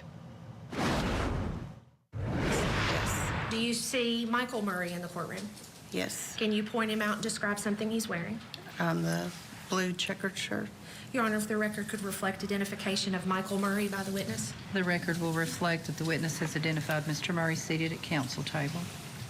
During your investigation, were any reasons given or expressed as to why the family did not leave Miss Sheila in Cornerstone or place her in a care home or nursing facility? The reasons were, from my understanding, financial, and the home, having to potentially put up the home if she went into a facility. Based on your training and experience with Adult Protective Services, is losing your home a valid concern when putting a loved one into a care home? Not until after the owners of the home have passed away. The home can be used for restitution following any residents of the home's death. So is it fair to say a nursing home or care home is not going to make you homeless? It should not. Okay. Now, I asked you about meeting with Karen Murray and Michael Murray as part of your investigation. Do they look the same today as they did when you met with them over 4 years ago? Michael Murray does not. How does he look different? He looked healthier, I guess. He seemed like a large man when we conducted our interview. I want to go back to Miss Sheila and her care at the hospital.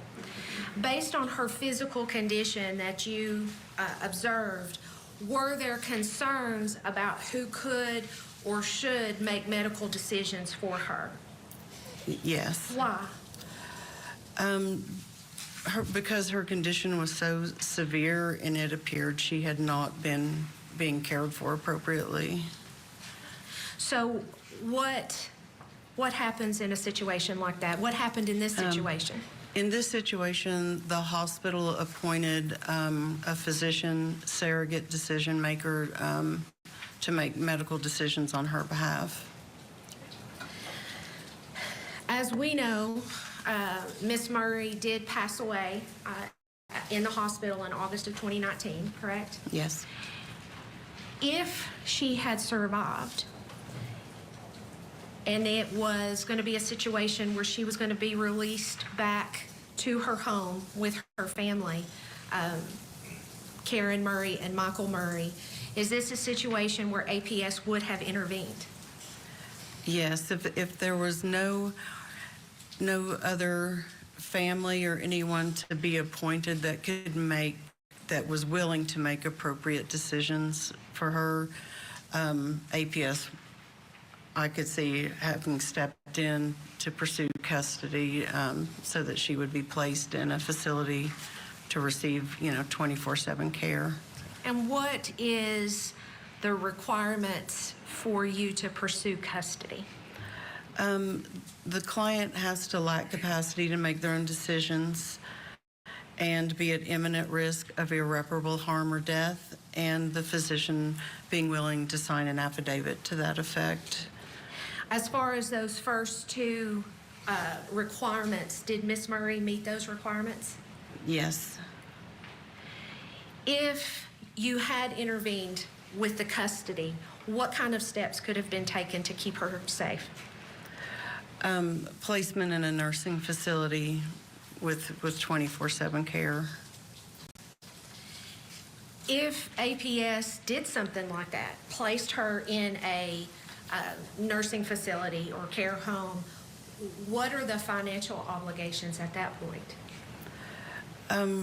Nursing home Medicaid is applied for. APS isn't allowed to be over anyone's finances or assets, so it has to come from their own personal assets. But nursing home Medicaid typically will cover the cost. Based on your 22 years of experience with APS, how does this case compare with other investigations of neglect that you've conducted?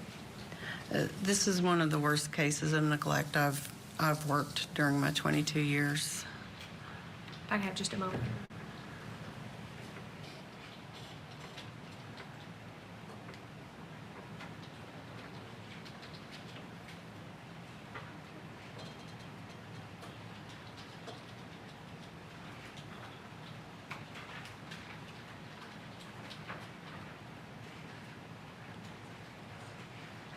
I have no further questions.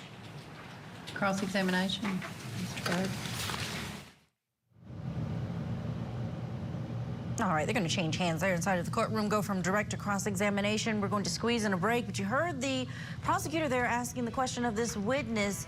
These two defendants lived in the home their entire life, asking whether they would have thought that they should lose their home if they had put their mother in a nursing home. Does that go to motive, or does that mean they should have sought out other options? Let's listen to the cross after this quick break. Tonight on Closing Arguments, is Karen Reed a killer girlfriend or the scapegoat in an elaborate cover-up? We're breaking down today's closing arguments as deliberations get underway. Closing Arguments tonight at 8, 7 Central, only on Court TV.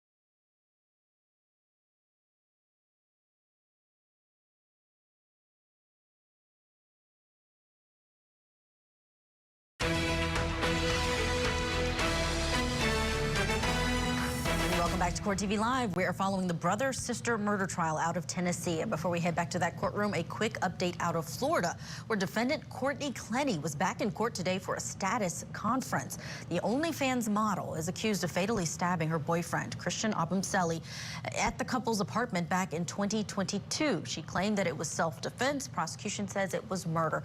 Today, Clenny was accompanied by her parents, Kim and Deborah, who are charged with unauthorized access to a computer that was allegedly accessing Abumseli's laptop following the incident. Now, the judge announced that the next hearing for the Clenny family is going to be set for next month. Take a listen. My request would be, given the court granting this order, understanding there's a longer order coming and the state will need to do their review. maybe a 30-day reset, because this may, and I don't want to speak for the state, prove to be dispositive of the matter, and obviously it's in our interest to have this resolved and Ms. Clenny's case moved forward in a more expeditious fashion. We'd agree to that. Okay, so let's reset it for 30 days. I don't know whether it will prove dispositive or not, but let's set all cases for 30 days from now. 7/29. 7/29.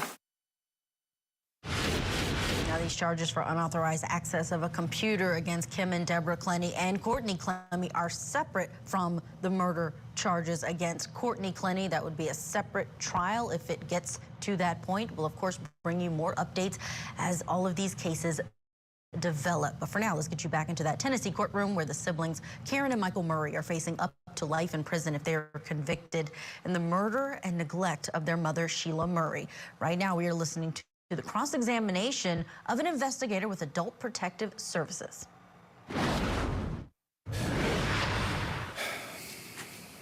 You had talked about the reasons a person would be eligible for, I guess, APS to intervene, one of those being cognitive disabilities, correct? In examining, you said you got some of Mrs. Murray's medical records during the course of your investigation, right? Yes. Did you discover any sort of cognitive disabilities specifically that would cause her to be eligible? Yes. Okay, what were those disabilities? She had a diagnosis of dementia, and during the last several months that she was nonverbal, not responding, you know, to. Was that from, do you know what the dementia resulted from, a stroke or anything like that? She had several strokes. Okay. And she'd become pretty well gotten to where she couldn't really do much physically. I guess she was pretty well bedridden by this point. Is that right? From my understanding. Okay.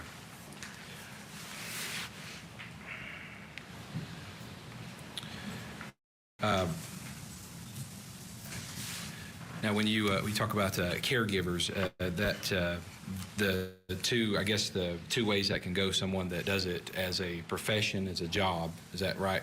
Correct. Okay, I imagine there's a whole host of things you have to deal with in that situation that you don't with, like just a family member or something. Is that right? Correct. Okay. With someone that does it for a job, say in a nursing home or something of that nature, there are certain sometimes license requirements or state laws or things like that that can apply to people that work a job as caregivers that you have to include as part of your investigation. Is that right? Yes. Okay. Now, when you assess the needs of a person that you're looking into, you're doing that objectively as a third party that's looking at the whole situation. Is that a fair characterization? Yes. Okay. And when you talk about the resources that are available to people, is it fair to say that a person has to know the resources exist before they can take advantage of them? Yes. I mean, that's just logic, right? Now, you hadn't had any contact with this family until you were called to the hospital there in August of 2019, right? Yes. Okay.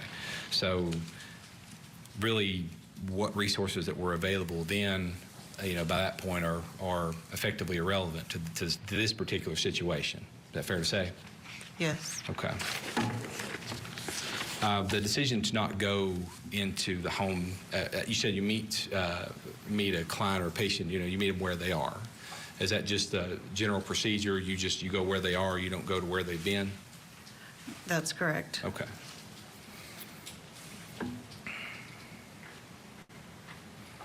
Now, when you were looking into the reasons that Mrs. Murray was not put into a long-term care facility after she left Cornerstone, do you recall, was she on anybody's insurance in particular? She had insurance. Was it with her spouse, or do you remember? I'm not sure. Okay.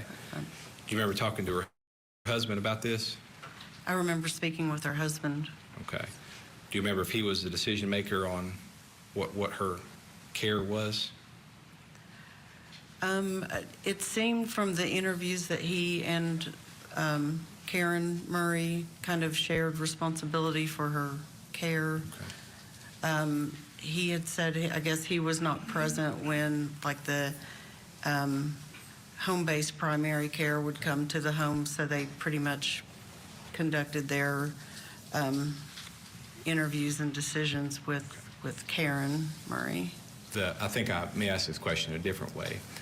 In absence of some sort of legal document or something to the contrary, an absence of a situation where custody, as you talked about before, custody has changed hands or something like that. Typically, in a general sense, when you have a situation with spouses where one is incapacitated, not able to make decisions for themselves, typically the other spouse is the person, absent any other kind of agreement, the other person that is consulted about decisions regarding that spouse. Is that correct? I would say typically it would be the spouse. Now, you had testified about belief by the husband. You testified about a belief that the family believed. We're hitting the pause button on this testimony because we're reaching the top of the hour. Let's bring back in constitutional attorney Chris Ann Hall. Chris Ann, they're getting to an important question there about custody. When we're talking about a neglect case, we're talking about murder based on someone not being taken care of properly. These are two adult children. They're 49 and 43 now, and their father, the husband of the victim, was still living at the time. He did die a few months later of kidney failure, but he was her spouse, and this was their home that their children were living in. What do you think about how that impacts this case? Well, it's really significant because remember, the defense attorney just needs to have the jury believe with doubt that these two adults were the ones in charge. If he can say, look, even the government agencies look to the spouse. The spouse is in charge here. It was the spouse that was responsible. Therefore, you must find my clients not guilty. Another very interesting thing that came up was who owns the house, and if she is moved into a an assisted living facility, what happens to the house? I don't think that they answered that question on the stand correctly, because if the parents owned that house and she was moved into an assisted living facility, under Medicaid law, she wouldn't be able to keep that house and the living facility. They would have to sell that to pay for how Medicaid takes care of that. And if the children do not own that house, then they would be without a home because they're not the owners of the house. And that if that makes go sense. to motive in this case, Chris Ann, to Yes. your point. Sorry to cut you off. We do have to get to our break, but thank you for your analysis this hour. We have more testimony in this case, but also the Karen Reed trial, 7 hours and 56 minutes. And in an hour, this jury is going home for the day.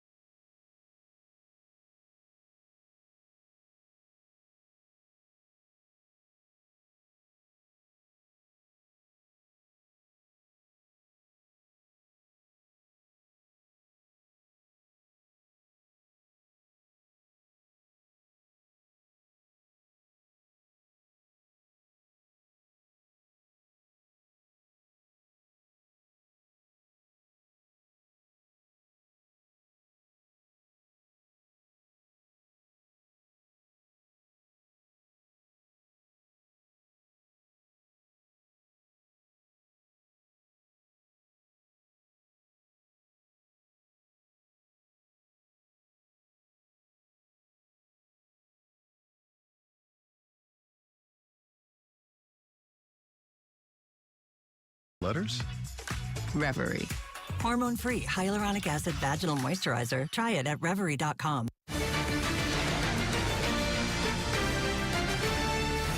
Welcome back to Court TV Live. I'm Judge Ashley Wilcott, of course, honored to be with you today. We are in Tennessee this afternoon for the brother-sister murder trial. Michael and Karen Murray are accused of neglecting their mother, which prosecutors say ultimately led to her death in 2019. We are going to get you back inside that courtroom in just a moment. But first, we must check in about jury deliberations going on in the Karen Reed trial. She faces life in prison if found guilty of the 2022 murder of her boyfriend, Boston police officer John O'Keefe. Here we have a live shot. See the ceiling fan? That's what they can show when nobody's in there, nothing's going on. 8 hours and 1 minute of deliberations. And of course, here to catch us up on all the latest is our own Court TV crime and justice correspondent, Matt Johnson, live in Dedham, Massachusetts, covering this trial beginning to end. Matt, tell us, I understand that there was a heated moment outside the presence of the jury. You were in court. What can you share with us, please? Yeah, Judge Ashley, nice to see you during that heated exchange. It started when our cameras couldn't show the action, so you saw the most famous fan in America during some of that moments before the judge got back on the bench. So this was a fiery moment between defense attorneys and also Judge Beverly Cannoni about jury deliberation form and the manslaughter charge. They wanted language added in the 11th hour today. Here's part of the exchange and what the judge said. Take a listen.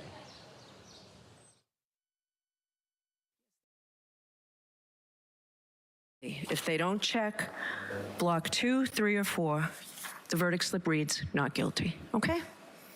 That's how it is, Mr. Jackson. Well, apparently that's how it's going to be because of the court's order. That is not how it should be, and it's over our strong objection. They need to see that there is a not guilty option for the subordinate charges. If they come back guilty on, for instance, involuntary manslaughter, that's immediately appealable.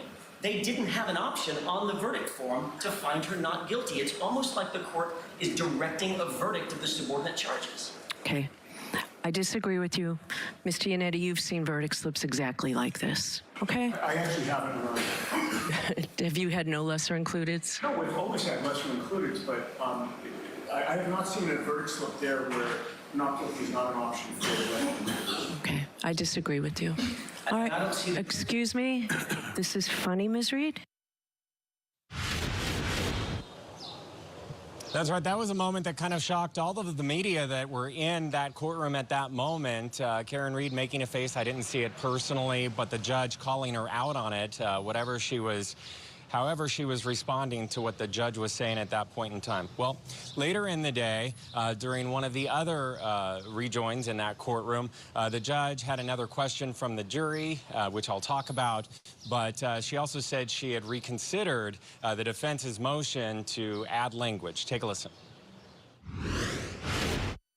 I considered what you said. I went back and I read the jury instructions I gave yesterday. So I do appreciate the concern about the confusion this might cause the jury. I think it's easily clarified with the supplemental instruction. I don't think it's the verdict slip. I think it's how they're to follow the verdict slip. Your Honor, may I be heard? Yes. I deeply appreciate the court's additional clarifying language. I would simply ask for one very simple amendment, and that is at the top of the verdict slip that says the two words, not guilty. We would ask that the verdict slip read, not guilty of the offense charged or any lesser included offense. Does the Commonwealth oppose the suggestion made by Mr. Jackson, which seems like a reasonable one? No, Your Honor. So at the end of the day, the judge did decide that she was going to change the language and add that for the jurors to consider and also change the form just a little bit. So that's what they're working with right now. We're at 8 hours right there on your deliberation clock. The jury makeup 6 men, 6 women at this point in time. And we are told that they're not going to work past 4 o'clock today. That was question number 1 at the beginning of the day, is can the bus be ready at 4 o'clock? And question number 2 was about the investigation done by the state troopers. They wanted their CERT team investigation log and that information, and the judge said, you have all the evidence you need at this point in time for deliberations, Judge Ashley. Oh, it'll be interesting to see if this jury comes back with any further requests for evidence that they can look at, and the judge may say with that as well, you have everything you need, just keep deliberating. All right, Matt, now that we've talked about inside the courtroom with a lot going on today, a lot of energy in there, what is the scene like outside of the courthouse? You know, it is getting busier as this is ramping up to a verdict after 9 weeks of testimony and years for this community. You have to keep in mind, this has really divided this community, this idea of a cover-up with the police department here, and that an everyday person is being framed for the murder of her boyfriend. That's how those supporters see it. So we're seeing a ramp up of the number of supporters, probably in upwards of 200 to 400 yesterday and today. We're also seeing media from across the globe. I've spoken to reporters as far as Germany that have been following the case. They're here in the Canton area, along with teams of journalists that are shooting documentaries, following Miss Reed around and her defense team. It's quite the sight. And in front of the courthouse, you also see the state troopers, known locally as the French and Electric, because that is the color of blue that they wear. And they maintain the security in front of the courthouse during court operation hours, and they also maintain that buffer zone across the street where you see all of those supporters. Remember, this judge said that these supporters, when they hold those picket signs and they cheer for Karen Reed, they have to be 200 feet away from the door. Oh, Matt, so much going on. And, you know, there'll be a good documentary regardless of the outcome of the case because everyone is so divided about which theory they believe. She did it or she didn't do it. Thank you so much, Matt. Appreciate you as always. I'd like to now welcome my guests for this hour, law enforcement litigation expert Sonny Slaughter and trial attorney Krista Ramey. Now, I have to tell you both, A, thank you for joining me. B, I agree with what the judge did. I like the defense's argument, and that is there are 3 different jury verdict forms for 3 different charges, and the first says not guilty, the last says not guilty, and the second one didn't. So I want to just show our viewers this is how simple the verdict forms are. Not that it's simple to get to a verdict, but count 1 is offense 1, murder in the 2nd degree, and the jury has to say not guilty or guilty. Count 2 is the one that the judge agreed with the defense and said it makes sense, no objection, let's add not guilty of manslaughter while operating a motor vehicle under the influence or guilty with the offenses charged. And then on offense number 3, the same thing as count number 3, we are looking at guilty of a lesser included offense, involuntary manslaughter, or guilty of a lesser charge of motor vehicle homicide. So this is, you know, what, and then we have offense 3. I apologize, I neglected. Those were lessers. Count 3 is actually leaving the scene of an accident resulting in death. And again, not guilty or guilty of that offense. So this is what they're looking at. Krista, it's pretty straightforward in terms of verdict forms. They're not always that easy to follow and check off. No, and attorneys kind of painstakingly before they go back, you know, walk through it and do kind of the, if you get to here, do you go here or do you sign it? And so I think that where, you know, being the California lawyer, and so maybe I understand where Alan Jackson was coming from, in our verdict forms, we do see it more consistently with, you have both options. So on the second degree charge that it would have, or the manslaughter charge rather, where you had the opportunity to check, yeah, guilty or not guilty, and then move on to the lesser included. There, we would have an instruction there to move on to the lesser included, and then each of those would have the guilty or not guilty. So it lets the jury know that these are all steps you take. So if you don't find on the main charge, you go down to the lesser included and take a look at those. And I think that the verdict form was unclear. I didn't like the way that Mr. Jackson spoke with the judge during that exchange. I thought it was a little aggressive for my taste, but I do think that the judge did the right thing in reflecting upon what the argument was and did that compromise. Ended up okay. Wow, that's interesting. I want you to weigh in, Sonny, but I want to show our viewers again one more time the second charge, the manslaughter while operating a motor vehicle, because I didn't explain it very well, although our full screens are very clear that, first of all, the jury can say not guilty of any of the lessers. Second, they can say guilty of the offenses charged under the influence with the blood alcohol level of 0.08 or greater, or guilty of the lesser included offense of involuntary manslaughter is the third, or fourth, guilty of lesser charge of motor vehicle homicide. So it's very clear on what the lessers are. It gives the jury a number of choices. But Sonny, do you feel that there has been enough evidence presented beyond a reasonable doubt to convict Karen Reed of any of these charges? The only thing that I think they could convict her of would be operating the vehicle with, under the influence of alcohol. I don't think that they come to anything, presented any evidence regarding murder, the murder charge. I always thought it was overcharged. Maybe involuntary with the alcohol potentially. I also still think that's cutting it really close, but I'm glad that the jury is taking whatever time that they need to actually look through the evidence. This has been a long trial, very intense. They don't know all that we have endured on the outside, hopefully, but so I want them to take as much time as they need to get to the evidence, information, and then review it and come to a decision that they believe is just based on the law. Absolutely agree, and however much time they need, they'll be provided. We know the only reason they are stopping at 4 today is because the juror explained to the court that that juror had a long-standing commitment, so they will go home for the day at 4 if they haven't reached a verdict by that time. All right, ladies, stay with me, please. Coming up, we'll head back to Tennessee for more testimony in the brother and sister murder trial. Stay with us. We'll be right back. Tonight on Closing Arguments, is Karen Reed a killer girlfriend or the scapegoat in an elaborate cover-up? We're breaking down today's closing arguments as deliberations get underway. Closing Arguments, tonight at 8/7 Central, only on Court TV.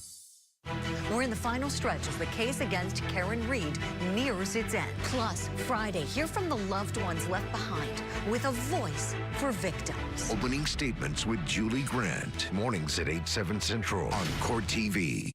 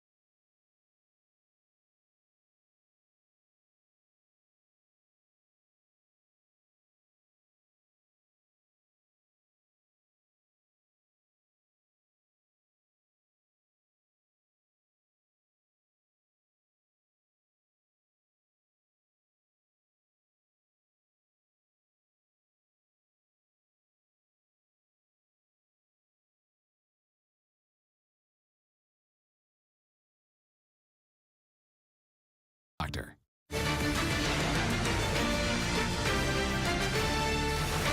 Back now to Tennessee, where brother and sister Michael and Karen Murray face life in prison for the death of their mom. Paramedics arrived at the Murray home on August 10th of 2019 and found 68-year-old Sheila Murray in bed, covered with sores and with a bone sticking out of her leg. Murray later died at the hospital, but the horrific state she arrived in eventually led to the arrest of Murray's 2 children.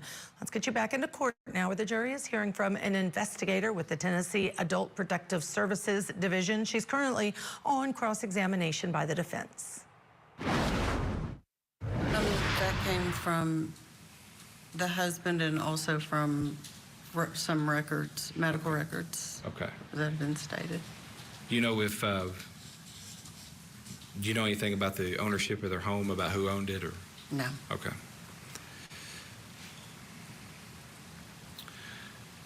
Now, when you've said that that in a typical situation, a home isn't going to be taken to get a person into a nursing home or something. Now, that's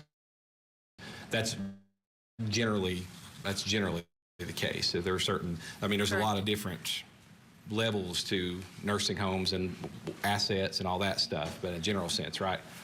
Yes, typically, if there's restitution, it's after the people, owners of the home had passed away. Okay. So essentially, if a home is put up as collateral, it's not taken in a usual sense, not taken as not. The restitution isn't taken until after the owners have passed away. Is that right? Correct. All right. Now, as far as why Mr. Murray, her husband, believed that the home was going to be, the home was going to be taken, or why that is, I mean, you have no reason to know why he believed that, do you? He did state in the interview that we had conducted that he had to have a place for his children. Okay. So. And that was why he was worried about the home being lost? That's what he stated in the interview that we had done at the TBI office. Okay. Were there concerns about the monthly cost of the nursing homes? Do you remember? I don't know if you remember or not. No. Okay. Okay. Now, if your office, if you pursue custody of a vulnerable adult, does that person become effectively a ward of the state? I mean, I know you talked about the assets, but do they become a person that's essentially a ward of the state, that the state is their guardian? Correct, and then we would typically petition to have the public guardian appointed.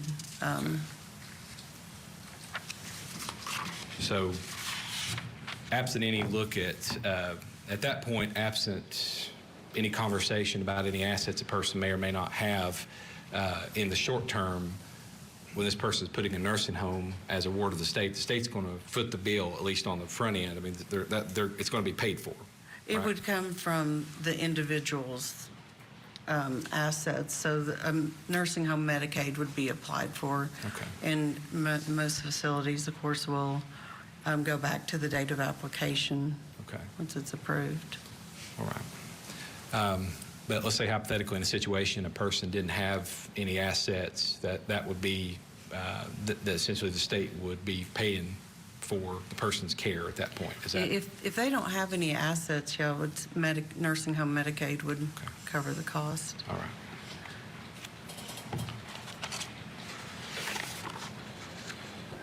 I think that's all the questions I have. Thank you.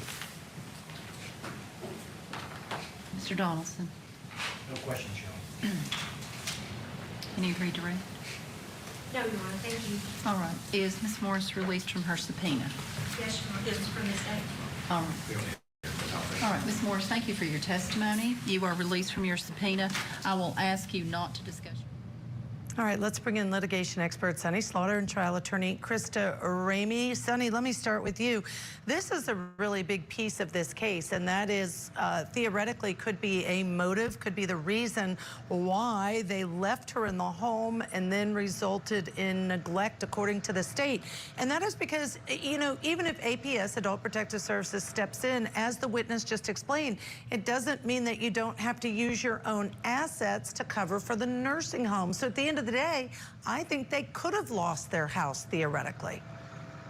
Oh, absolutely. I went back to my probate law work days when I was listening to her. You know, people seem to think that this is a very easy process.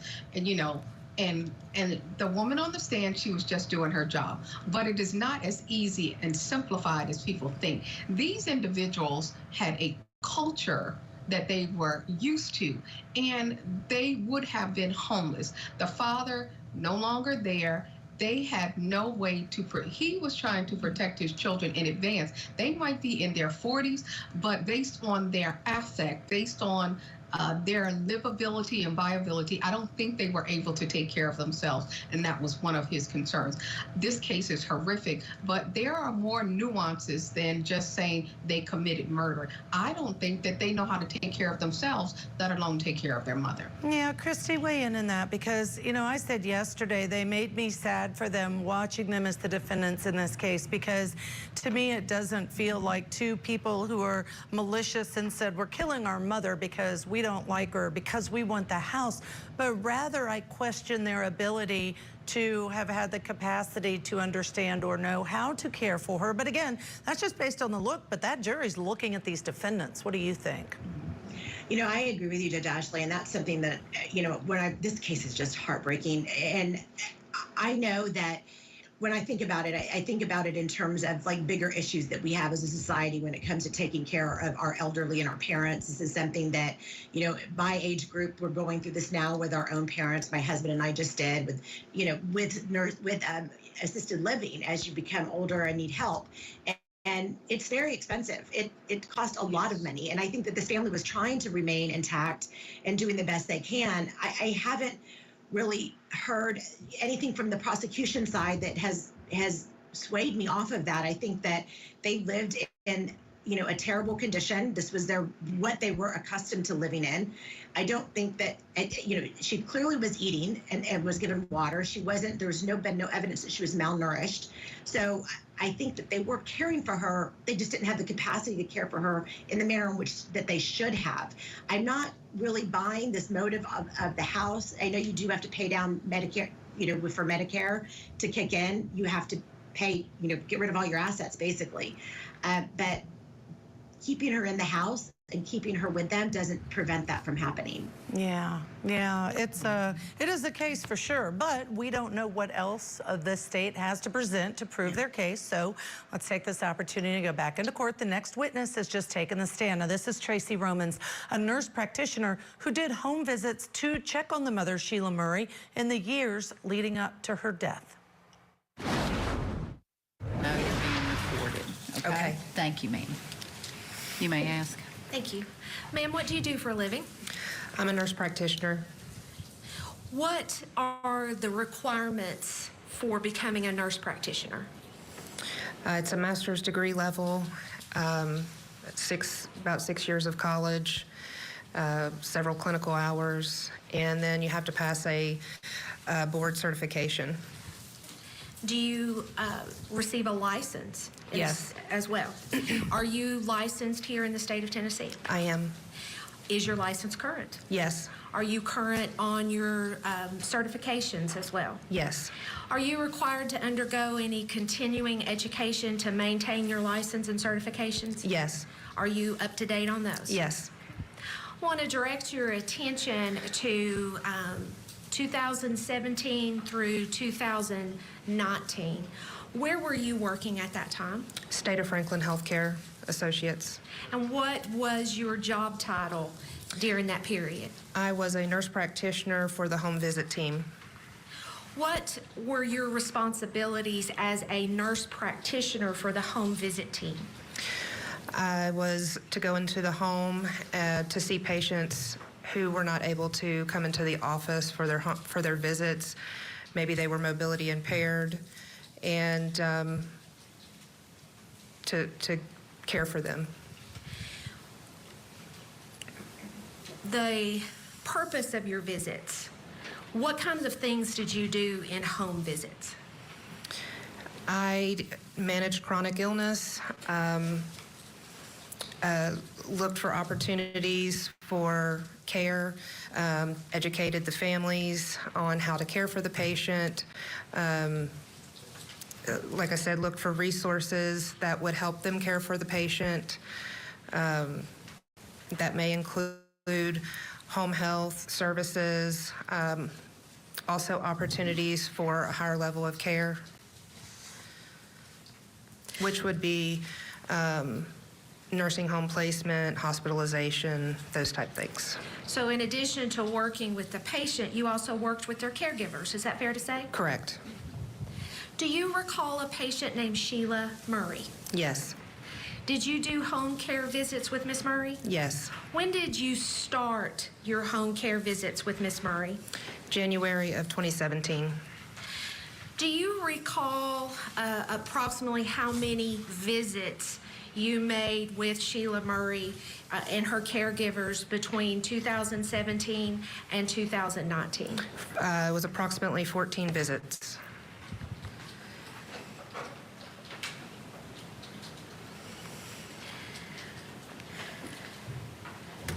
At some point during your time with Miss Murray, was she placed into a nursing home, into Cornerstone?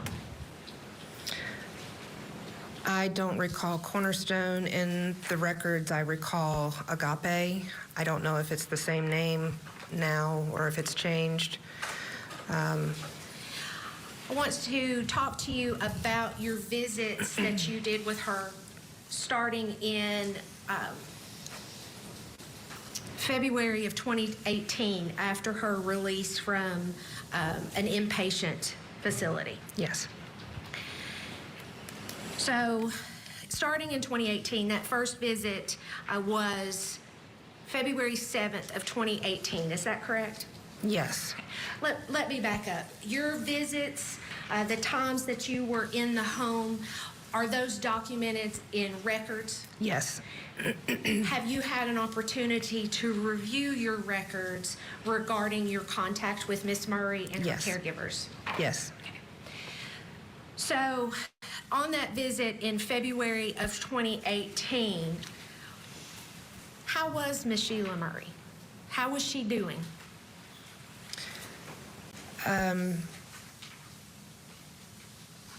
On that particular visit, she had just been discharged. I believe home health was in the home. She was receiving physical therapy through home health services, and things appeared to be stable. As we go through these last few visits with Miss Murray, would it assist you in having a copy of your records? Yes.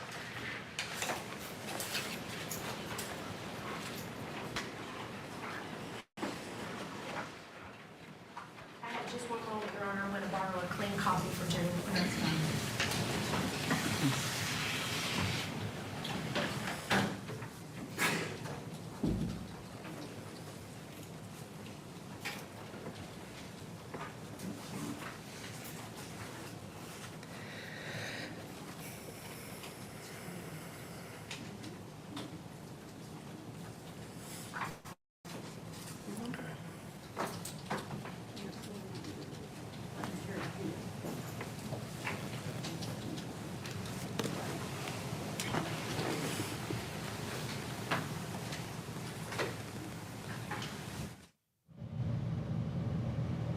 All right, while they're looking for a clean copy of that, it's a perfect time to squeeze in a break. Of course, when we come back, we're going to bring you more of the testimony from that nurse practitioner who actually laid eyes on the mother. We'll see what she has to say.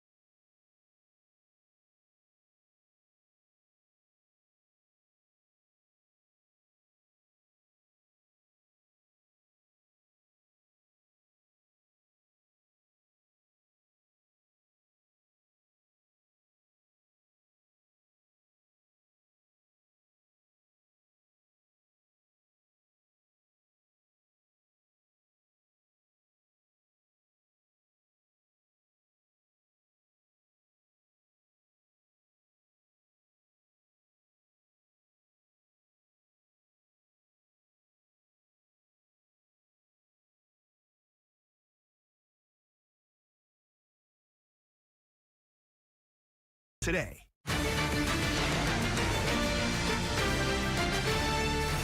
Welcome back to Court TV Live. I'm Ashley Wilcott. Thank you so much for joining us. You can see on the clock on your screen, a jury has now been deliberating for 8 hours and 34 minutes in the killer cover-up murder trial. Karen Reed faces life in prison if she is found guilty of the 2022 murder of her Boston police officer boyfriend, John O'Keefe. We will take you live into that courtroom as soon as there's a verdict or if that jury has a question. We are also following the brother and sister murder trial underway in Tennessee. Siblings Karen and Michael Murray are facing up to life in prison if they are convicted in the murder and neglect of their own mother, Sheila Murray. Right now, we are hearing from a nurse practitioner who conducted 14 home visits to actually check on the victim in the home. Let's go back in for more of her direct examination by the state. All right, so going back to February 7th of 2018, which I believe starts on page 19 of your records. At the bottom, it's page 16 of 18, but from the facts, it's page 19.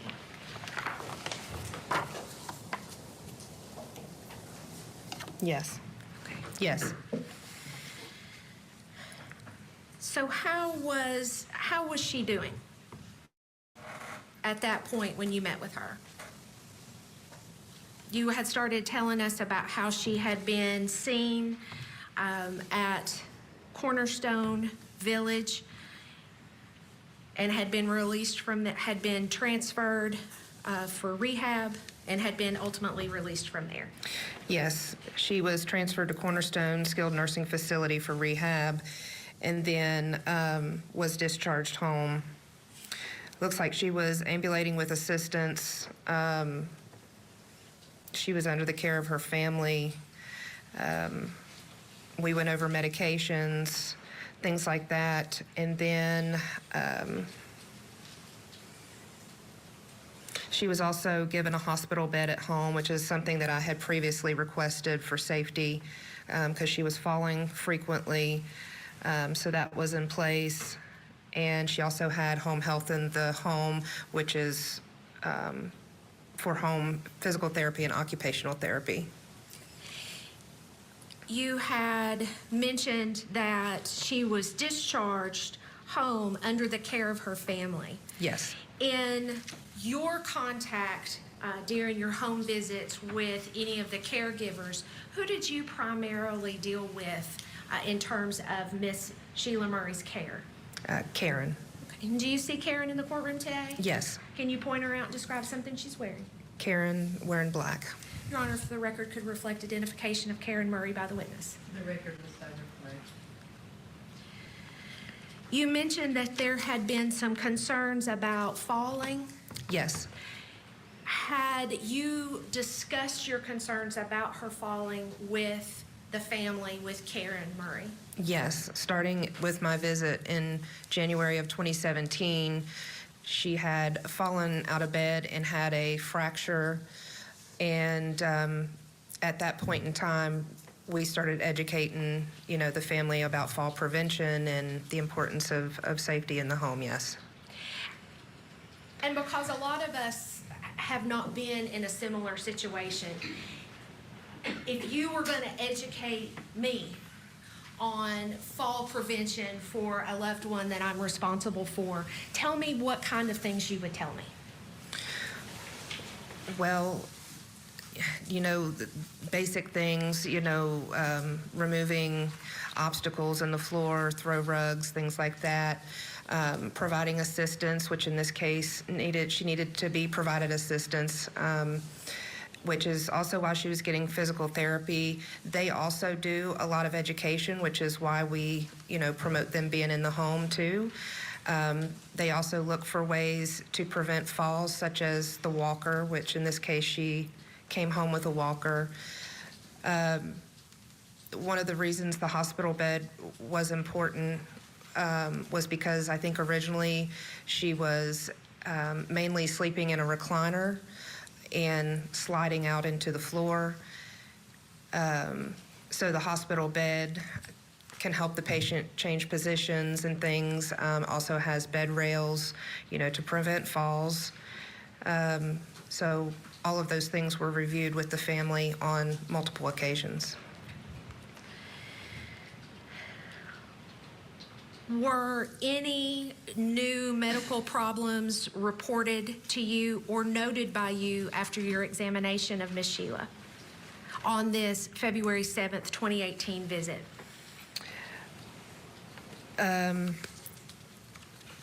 don't recall.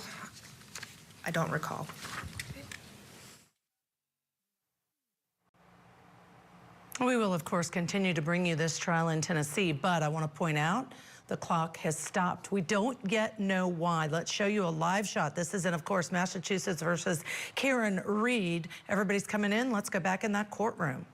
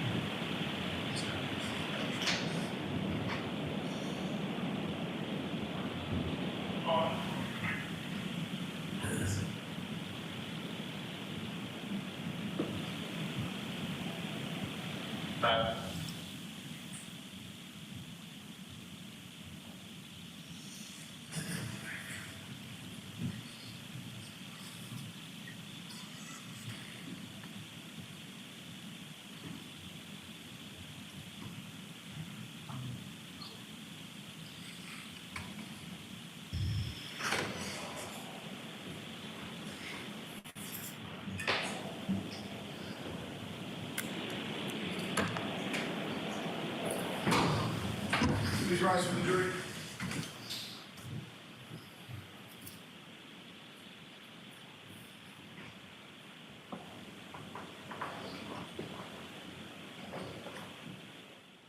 All right, that jury is coming in. That's why they're all standing. It sounds like it maybe the jury sent a note that they want to go home for the day. One juror had already notified the court earlier this morning, first thing, that they needed to leave at 4 for a standing commitment that could not be missed. Now it is 3:38 on our clock, and it sounds like that's what they want. Let's go back in. All right, jurors, you've been working hard today. I understand you want to go home, so we'll suspend for the day and we'll see you tomorrow morning ready to start right at 9. So please follow those same 3 instructions. Do not discuss this case with anyone. Don't do any independent research or investigation into this case. If you happen to see, hear, or read anything about this case, please disregard it. Put the whole case out of your mind until tomorrow. We'll see you tomorrow. Thank you. All rise for the jury. Jury out. I'll say it. All right, a short admonishment. Remember the rules. You can go home. Don't talk. Don't watch anything. 8 hours, 35 minutes. I will suggest that many defense attorneys say the longer deliberations go, the better for the defense. So they'll resume in the morning. We need to squeeze in a quick break. When we come back, we'll bring you more here on Court TV. This is an innocent woman. She didn't do it. It's a controversial case that's divided a community. Karen Reed is accused of murdering her police officer boyfriend. Prosecutors say she ran him over on purpose and left him to die in the cold. But Reed claims that she's being framed. It smells suspicious. After years of legal fireworks, will the truth finally be revealed? The end game is to figure out who killed John O'Keefe and hold these people responsible. The killer or cover-up murder trial. Live coverage today, only on Court TV.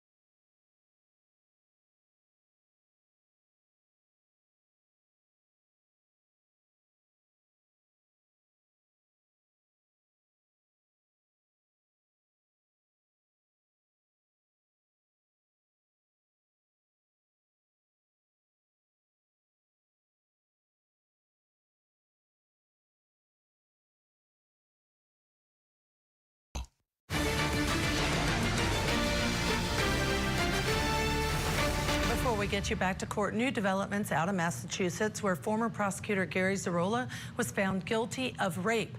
Gary Zarola was a former prosecutor in a People magazine top bachelor, found guilty of 1 count of rape. Just earlier today, the jury did find him not guilty of the greater charge of aggravated rape and burglary. If his name is familiar, that's because Zarola was acquitted last year on another different rape charge, and we covered that trial here on Court TV. Zarola's sentencing is now scheduled for July 15th of this year. Now let's turn back to the brother and sister murder trial in Tennessee, where prosecutors say that siblings Karen and Michael Murray are responsible for the abuse and neglect that resulted in the death of their mother Sheila back in 2019. Paramedics say the victim was found lying in her bed, wet with urine, fecal matter on her face, and her tibia sticking out of her ankle. Let's go back in now to hear more from a nurse practitioner who visited the Murray home to check on the victim multiple times and is on direct examination by the state.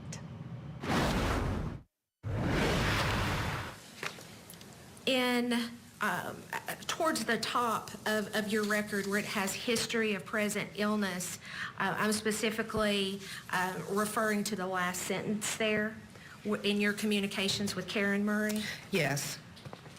Yes, the daughter reports she is doing well except for high blood pressure. And I was evaluating that in this particular visit as well. And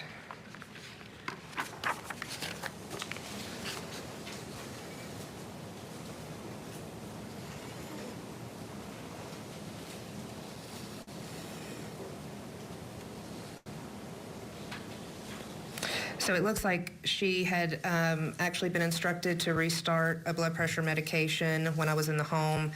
It was stable, and so I educated them on, the medication use, how to continue to hold certain medications, give certain medications. We also discontinued another medication, which was dangerous because she was at high risk for falls, and so that was also the daughter was also instructed about that medication. And at that time, the patient was eating well. The family was having to chop the food into small pieces.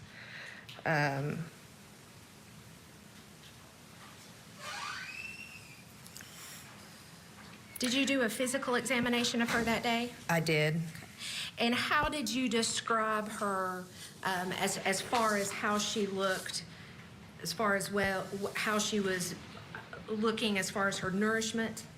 I've noted here well-developed, well-nourished, no acute distress. She was alert. She did have some bruising around the right eye that was greenish-blue in color. And the daughter continued to report that the patient falls out of bed frequently. And also in this visit, I recommended a bed alarm for the patient. When your records note that someone is alert and oriented ×3, what does that mean? It means that they're alert and they're oriented to person, place, and time. And the patient was never verbal, but typically she could respond by shaking her head, yes or no. You mentioned that you had observed a bruise around the right eye. Was there also another bruise or contusion that was noted in your records? I believe there was one to the leg, contusion to the right mid-tibia.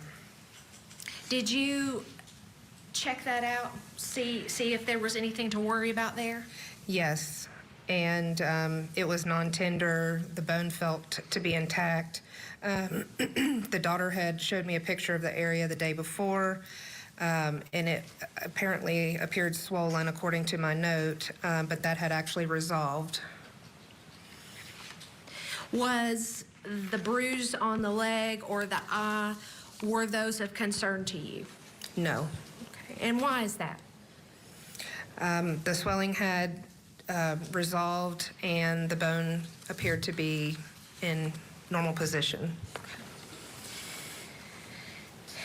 During your visits with Miss Murray when they began with Miss Sheila Murray, when you first began in 2017, leading up to where we're talking about now at the beginning of 2018.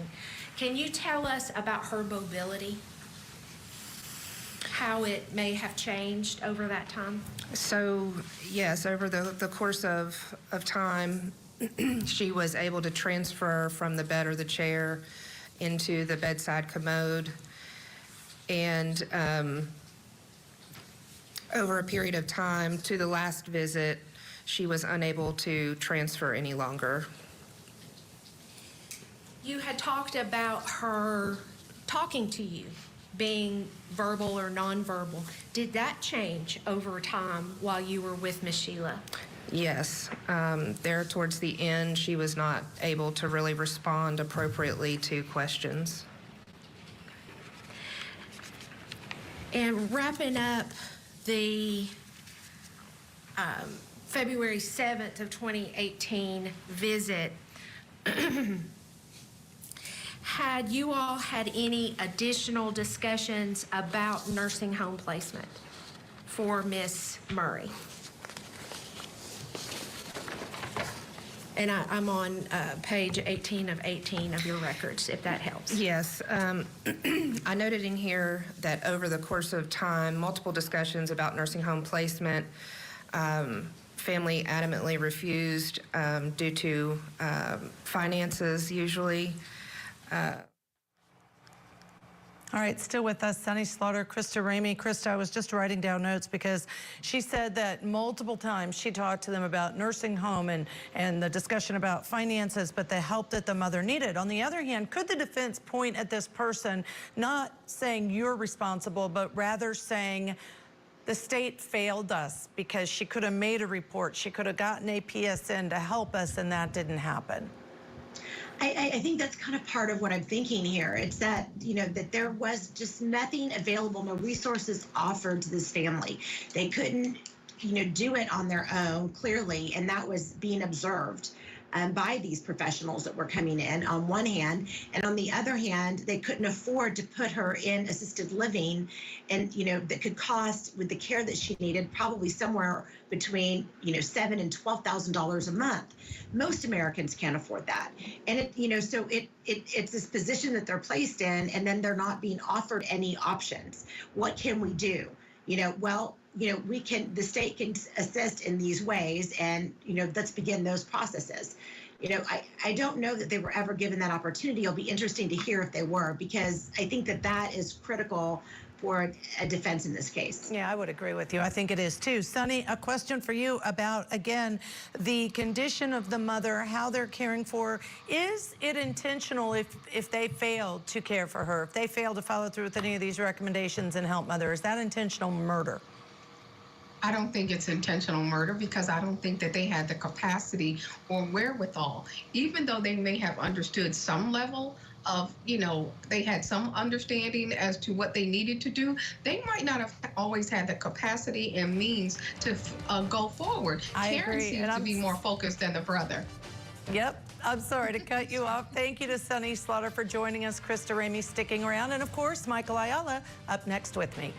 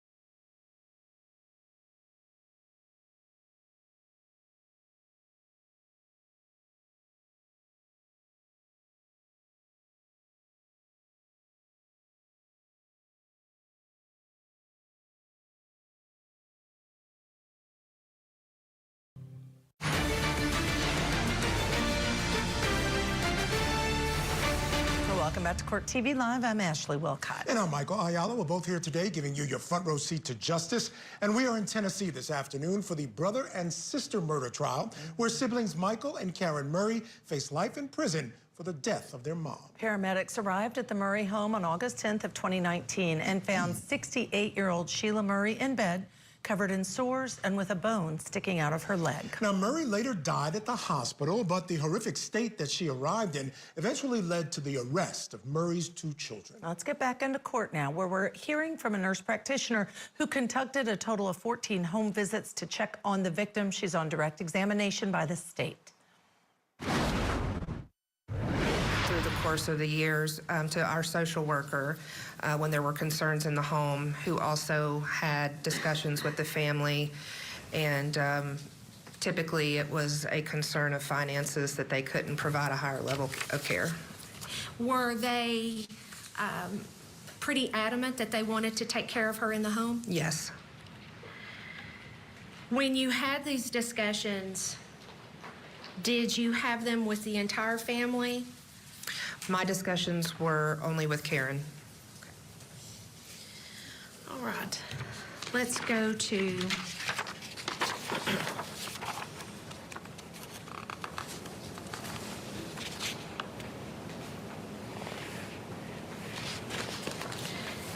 the next visit in 2018, which was March 7th.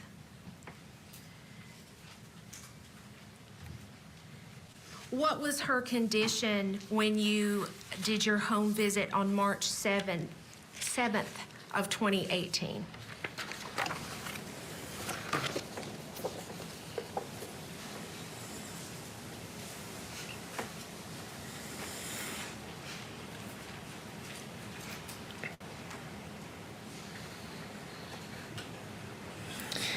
So I was there basically to recheck for her high blood pressure and her medications. It was again reported on follow-up that she has recently had multiple falls from her recliner and hospital bed. The daughter states the patient often has to be picked up out of the floor in the middle of the night and placed back in the recliner, but these were decreasing somewhat. The patient currently does not have any injuries, but is at high risk for continuing to fall. She is now off of her Coumadin, which was the high-risk medication that we stopped due to the falls and head trauma. She didn't have head trauma, but that was the risk by being on that medication. She was at risk for bleeding. And her daughter reports she is doing well and has no concerns or complaints today. We've talked about mobility issues with Miss Sheila Murray. Of course, the falling that had been an issue but appeared to be getting better by the time we get to March 7th. Did these kind of issues contribute to why there were home health visits? Yes. Is that common if there is impaired mobility for home health to be part of the treatment? Yes, if they require any type of assistance with transportation, then usually a home visit was set up.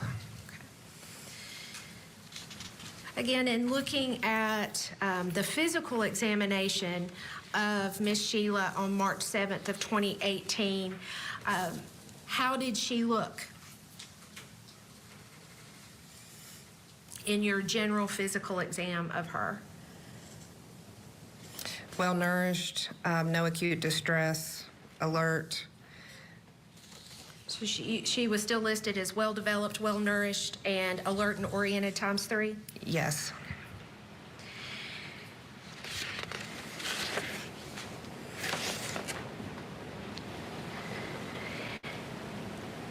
You mentioned that at this time there was physical therapy that was part of the treatment with Miss Sheila, is that correct? Yes. Was that something that she was still undergoing in March of 2018? Yes. And how, if you know, how was it reported to you that she was doing with physical therapy?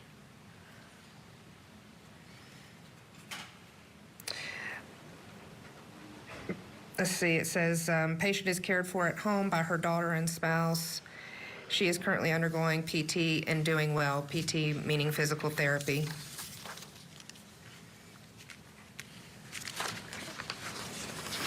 All right, let's move to the visit on April 2nd of 2018.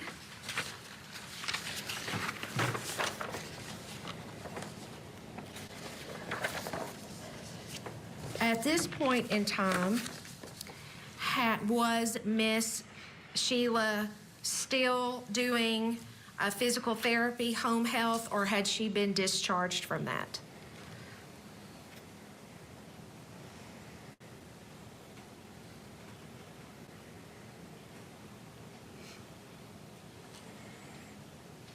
She was recently discharged from physical therapy and home health, and it was recommended that she be admitted for inpatient rehab. And this was reported to the primary care provider, Dr. Mathern, and he requested a face-to-face evaluation in the home to see if it was appropriate. And that's what you were doing that day, was that face-to-face meeting to evaluate about the inpatient rehab? Yes.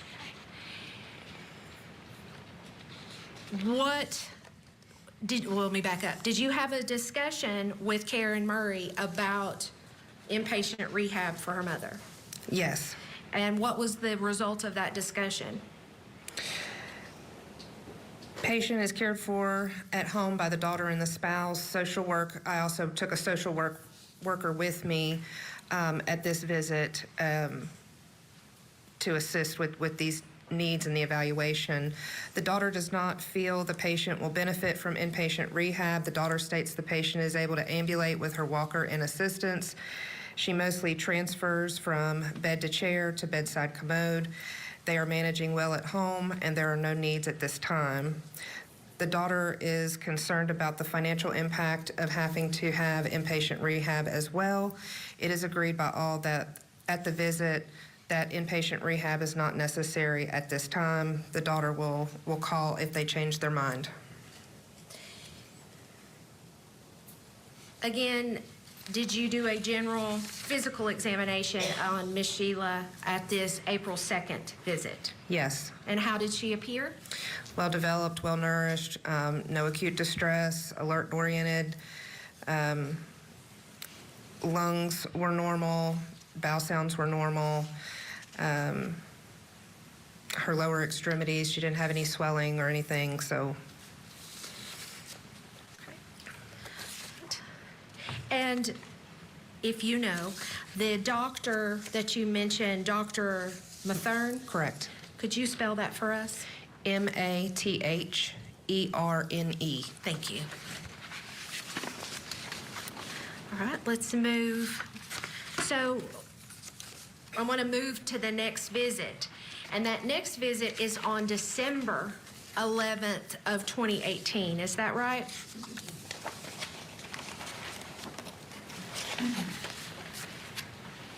Yes.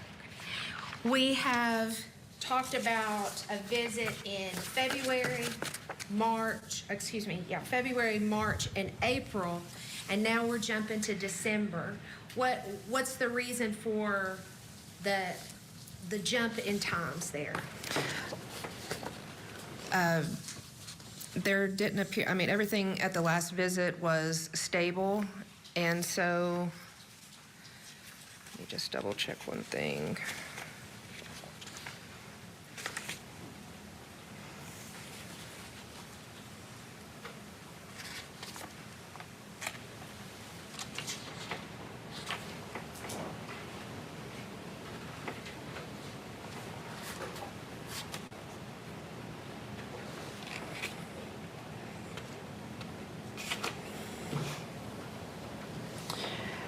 At the last visit, I had recommended a 6-week follow-up, and it appears, and I don't know why the gap, but it appears I didn't go back into the home until 12/11. But I will say at the last visit, she was found to be stable, so there were no needs. So at this point in April, she's doing well and appears to be well taken care of at that point. Correct. So then we jump to December 11th. What was her condition at that time? This was a requested visit because of pain in a hand. Let's see. Patient was requested to be seen by Dr. Mathern at the patient's home due to impaired mobility, unable to stand or transfer, and dementia. The patient is seen by the NP for right hand pain. So tell us about the right hand pain. Who reported that to you? Karen. And what was going on with Miss Sheila's right hand here in December of 2018? Well, she had a history of having a stroke with some right-sided weakness, but over the last week, she began not being able to feed herself or use her right hand, which was her dominant hand. The family had denied any problems, no trauma or confusion, falls, or altered mental status. There was no redness or swelling. Patient was able to move her arm, but not use her hand. And I believe I noted in my exam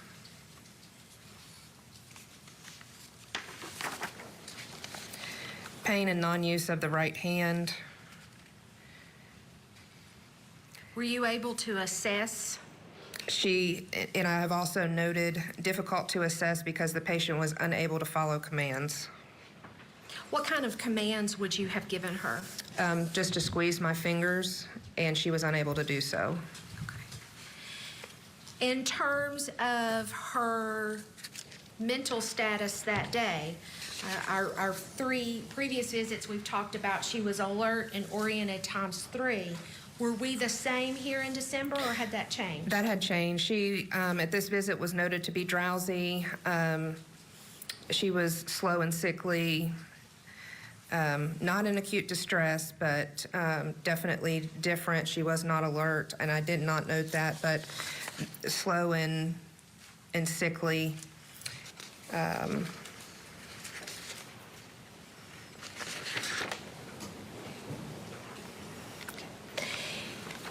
In terms of your next visit, when was that to be? That was to be in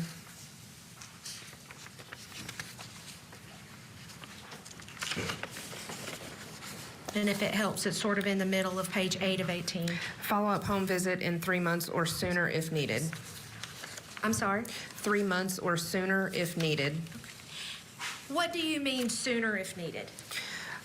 Always encourage the family to call us if there's any questions or concerns that come up, and home visits can be scheduled. I always tell them within 24 to 48 hours. Is this information that you conveyed to Karen Murray? Yes.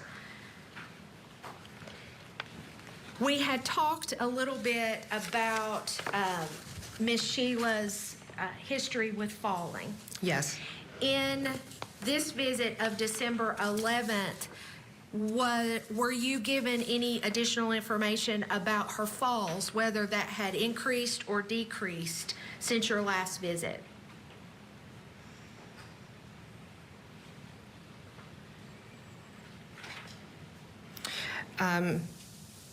It's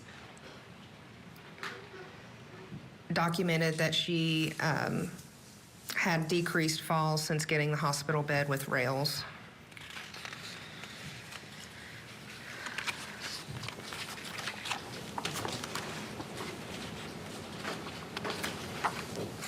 All right, so let's move to your next visit. It might be a good time to break. Okay. It would be a perfect time to break. 55, by the time they get over, the folks at Amigos will be waiting on them. So before we go into the next round of testimony, sorry to hold. All right, they're taking a break. It's a great time for us to squeeze in a break. When we come back, we'll take you back to Tennessee for more of this trial. Tonight on Closing Arguments, is Karen Reed a killer girlfriend or the scapegoat in an elaborate cover-up? We're breaking down today's closing arguments as deliberations get underway. Closing Arguments, tonight at 8/7 Central, only on Court TV. And when she couldn't find a hitman, she decided to use her son, Jason. She said, no one is going to be getting in the way of me collecting that insurance money, or they'll wind up just like Norm. Accomplice to Murder with Vanny Politan, Sunday night, 8/7 Central, only on Court TV.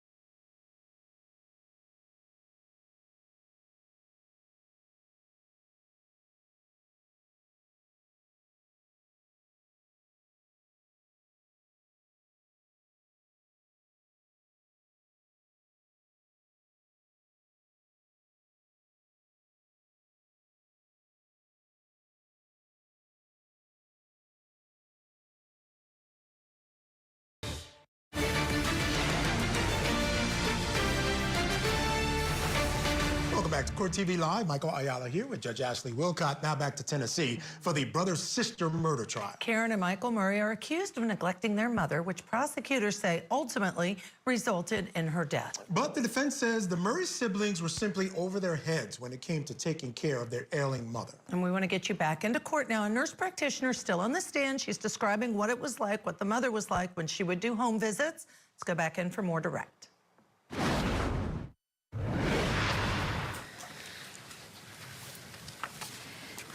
Ma'am, we had, before the lunch break, we had just finished up talking about your visit to the Murray home on December 11th of 2018.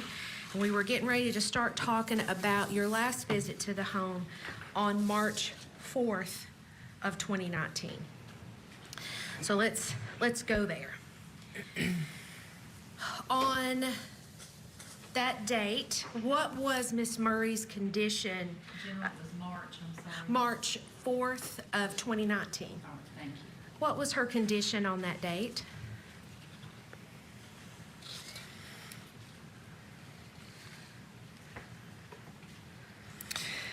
She was lethargic, which means sleepy, slow, and sickly, but not in acute distress. She was not restless. She was easily arousable, but only answers to yes or no questions and then drifts back off to sleep. What does it mean when you say easily arousable? You could shake them or verbally arouse them, and they would wake up. And when she was able to answer yes or no questions, how did she answer those questions? Was it verbally? Was it by gesture? How was that? Gesture, by shaking her head yes or no.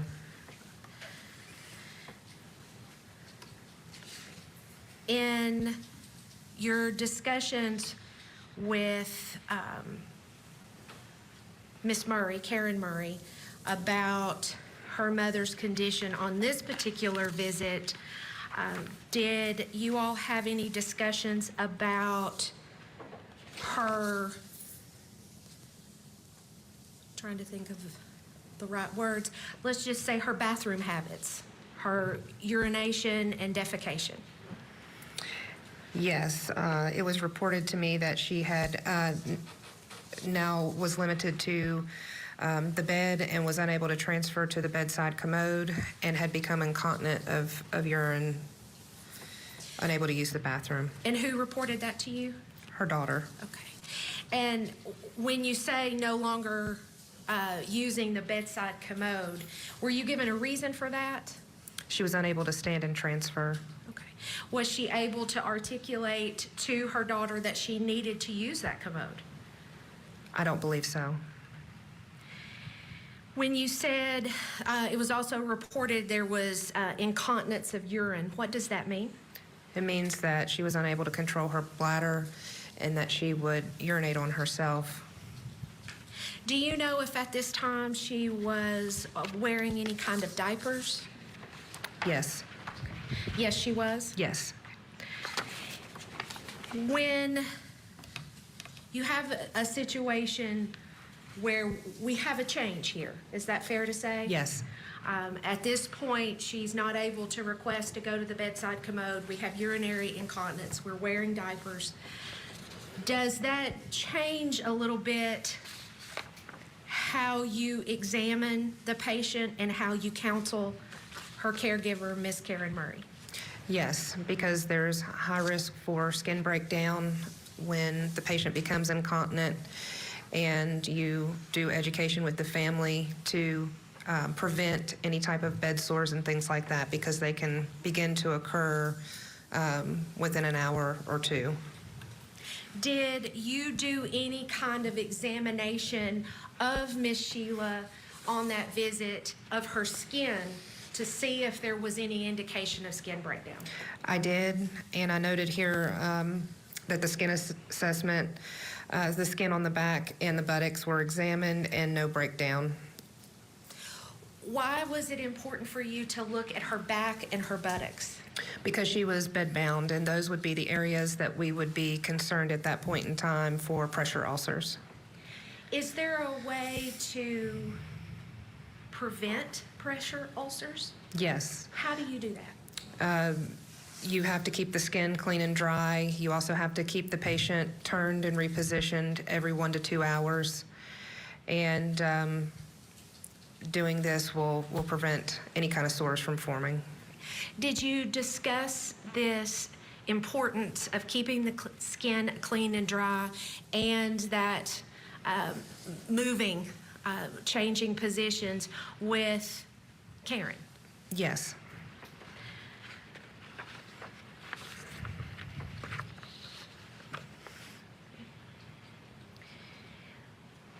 Again, your reports state that you would follow up again in 3 months. Is that correct? Yes. But it also says sooner if needed. Correct. Is that sooner if needed? How does that work? What would happen if a caregiver thought they needed to have a home visit sooner than 3 months? They would call the office and request a home visit. Is that something that you convey to the caregiver? I'll be back in 3 months, but if you need to see us sooner, give us a call. Yes. Are they encouraged to do that? Yes, absolutely. When discussing with Ms. Murray the importance of keeping her mother clean and dry, did you explain to her why that was important? I don't recall. In your normal practice, would you have done that? Yes.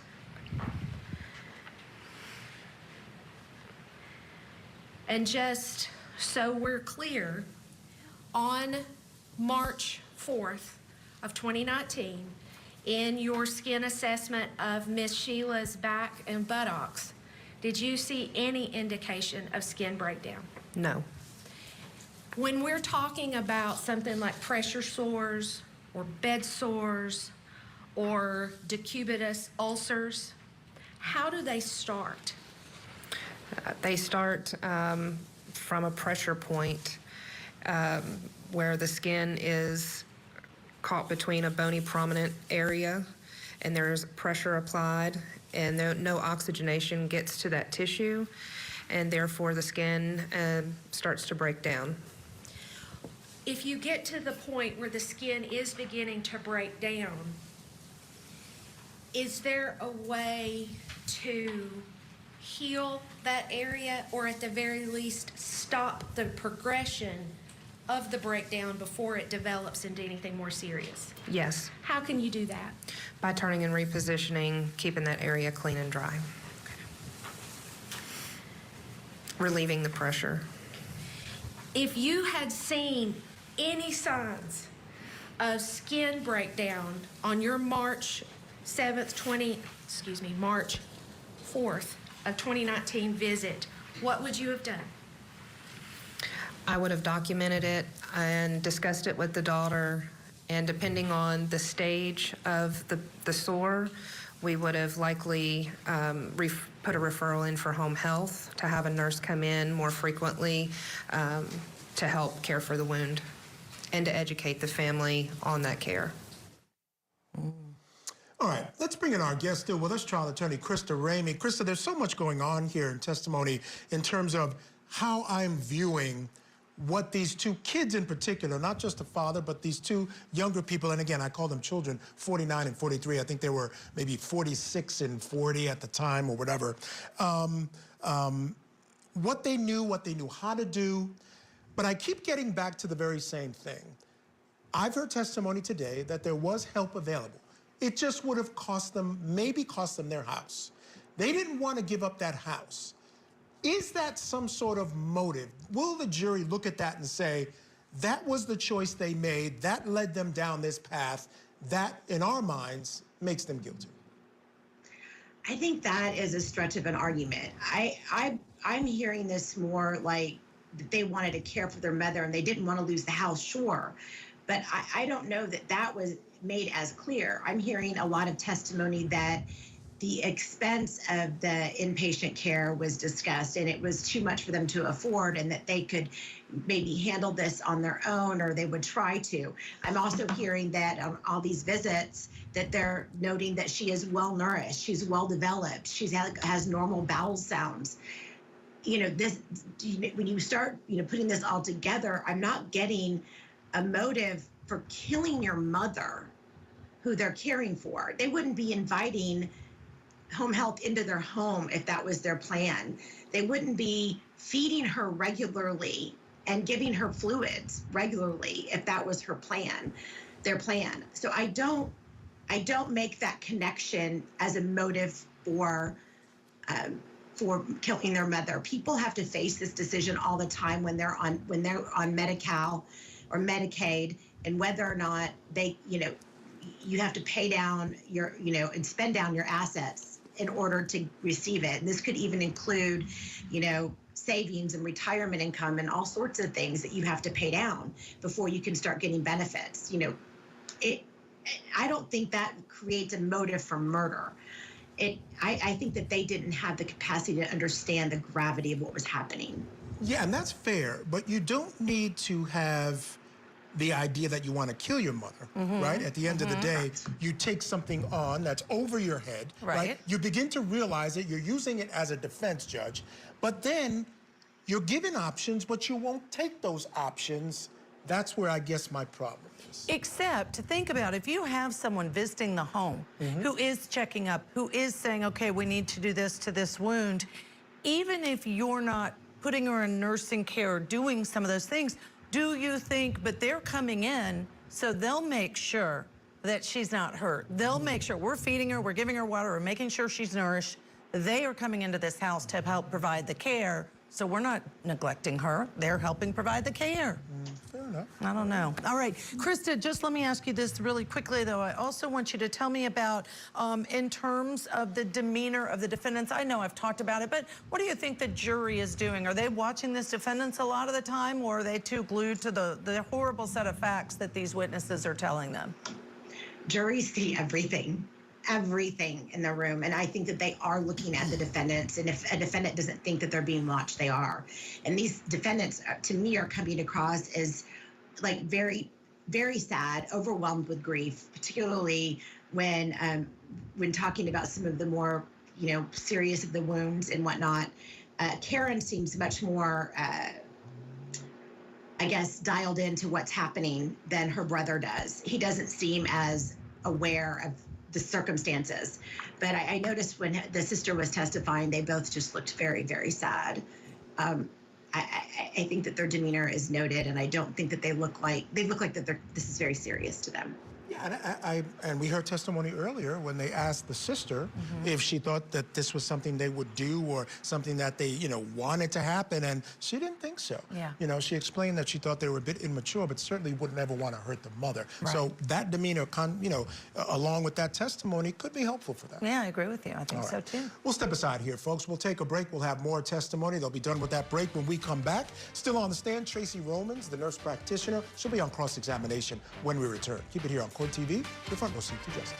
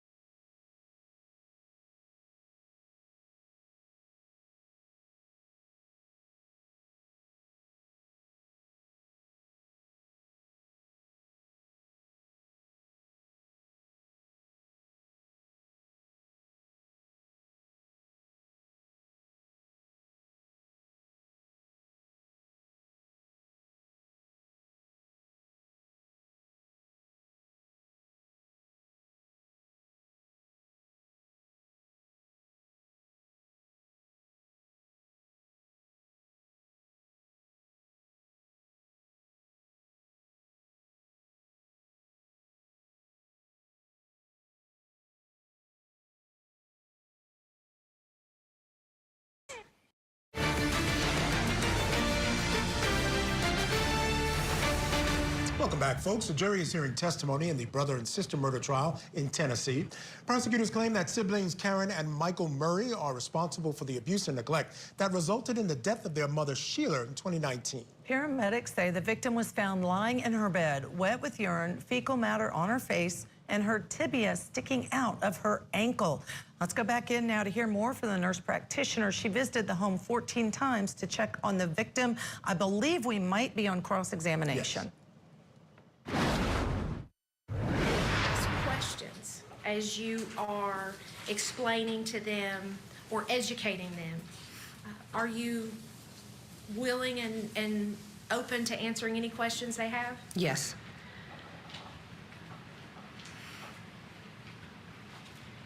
Now, you know that Miss Sheila passed away in August of 2019, is that correct? Yes. Did you have any visits scheduled with her between that March visit and August when she passed? Yes, it was scheduled in June. Did you make that visit? No, Do you know why? it was canceled. To your knowledge, was there ever another home visit rescheduled? No. Have you been able to take a look at any of the photographs of how Miss Sheila Murray appeared in the hospital in August of 2019? Yes.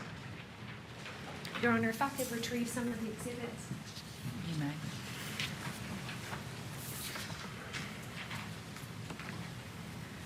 Ma'am, I'm going to pass up to you what has been previously marked and admitted as Exhibit 6. Could you take a look at that? Yes.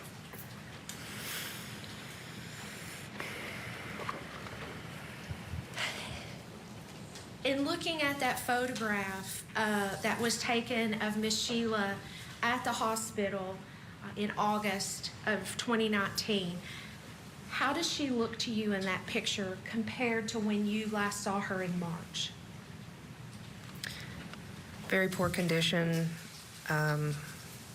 Medical term, I would term it emaciated, cachectic, which is pretty much wasting of most of the tissue, skin and bones.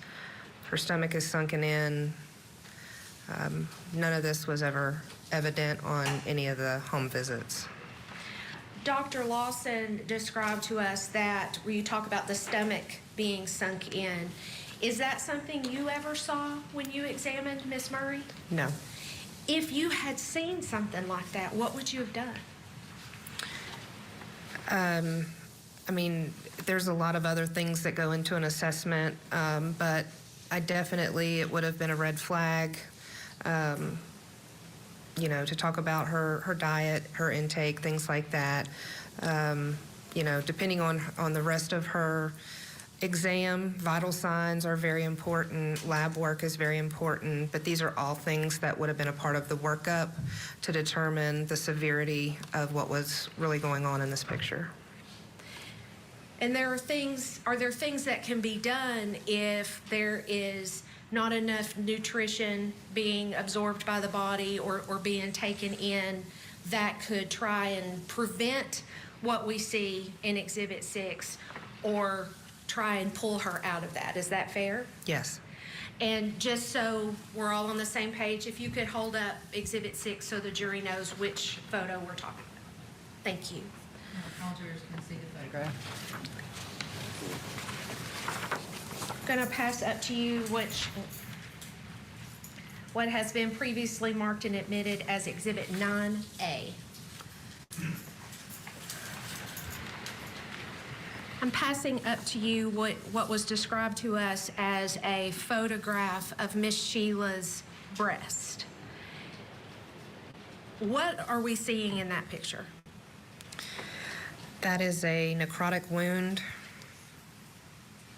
Did you see anything like that on Miss Sheila's breasts when you did physical examinations of her? Never. I want to hand up what's been marked and admitted as Exhibit 11.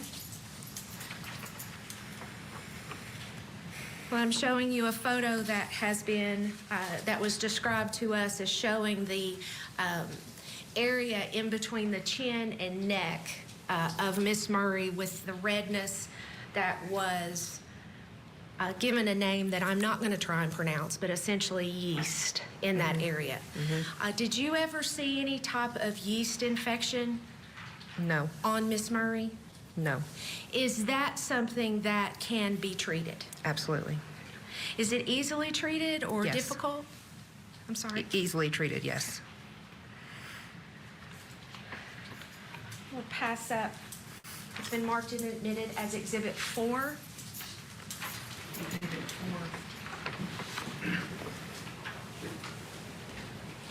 4. Exhibit 4, General. Yes, yes, Your Honor.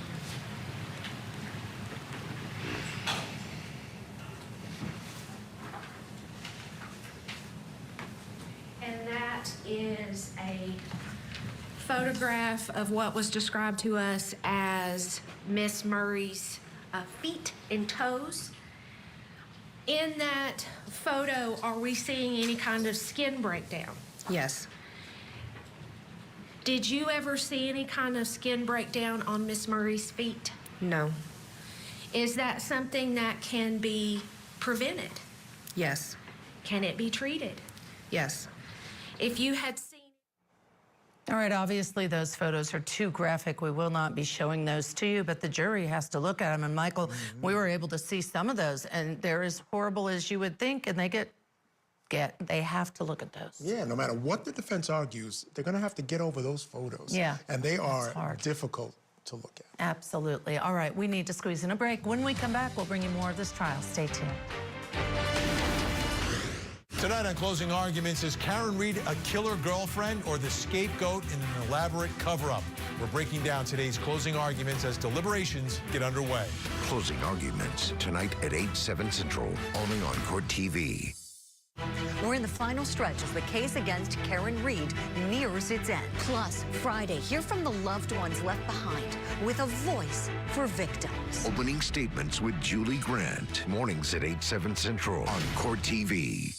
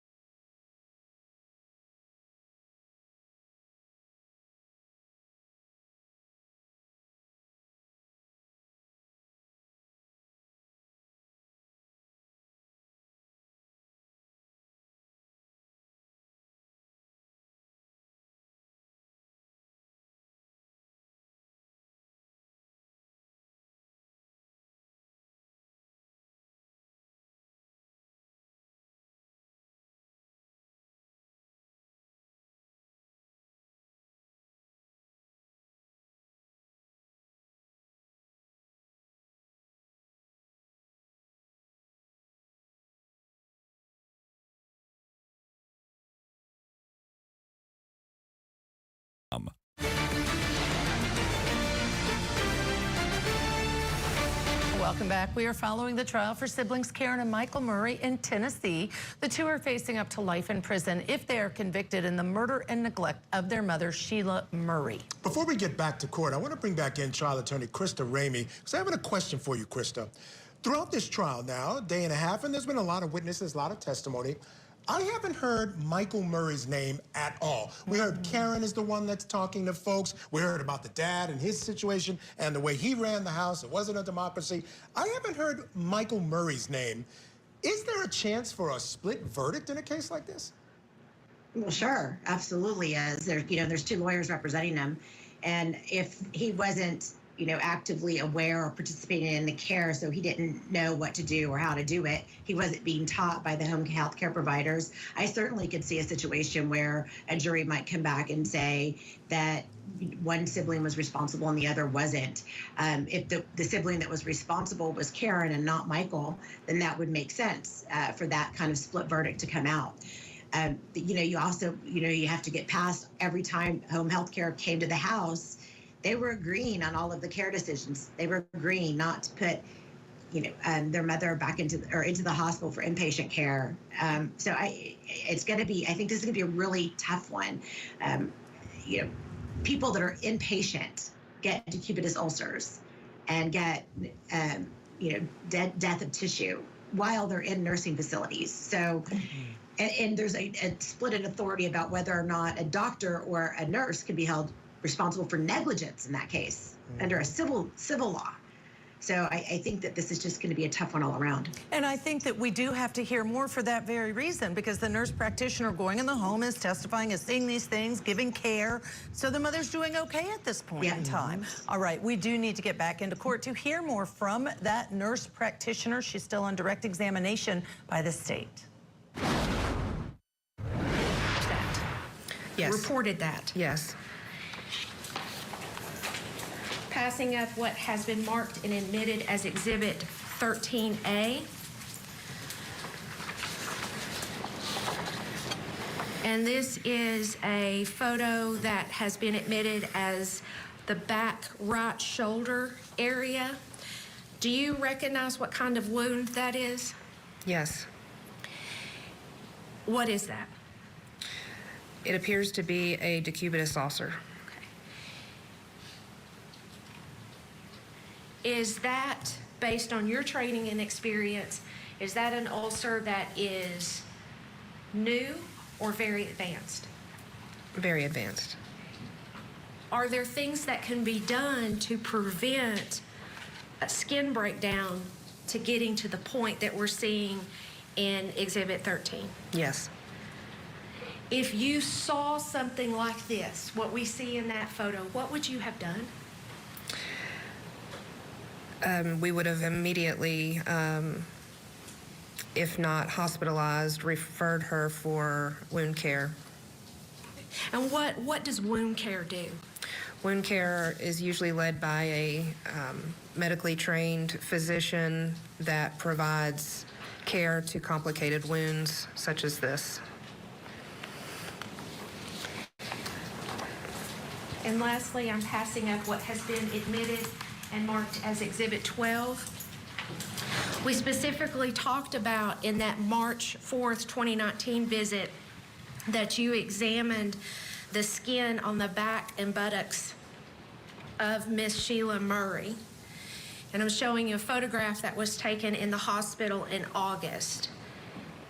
Did you see anything like that during your examination in March of 2019? No. What you were looking at in that photo, would that be concerning to you as her nurse? Yes. And what would we do about that? We would educate the family on the importance of turning and repositioning, and also prescribe or recommend a treatment to decrease the pressure on her backside. Can these types of wounds be painful? Yes. In that March visit, March 4th of 2019, in addition to talking to Karen Murray about keeping her mother clean and dry, Did you also talk to her about Miss Sheila's medication? I believe so, yes. And just for easy reference, this is page 5 of 18, and I'm at the top, towards the top of the page.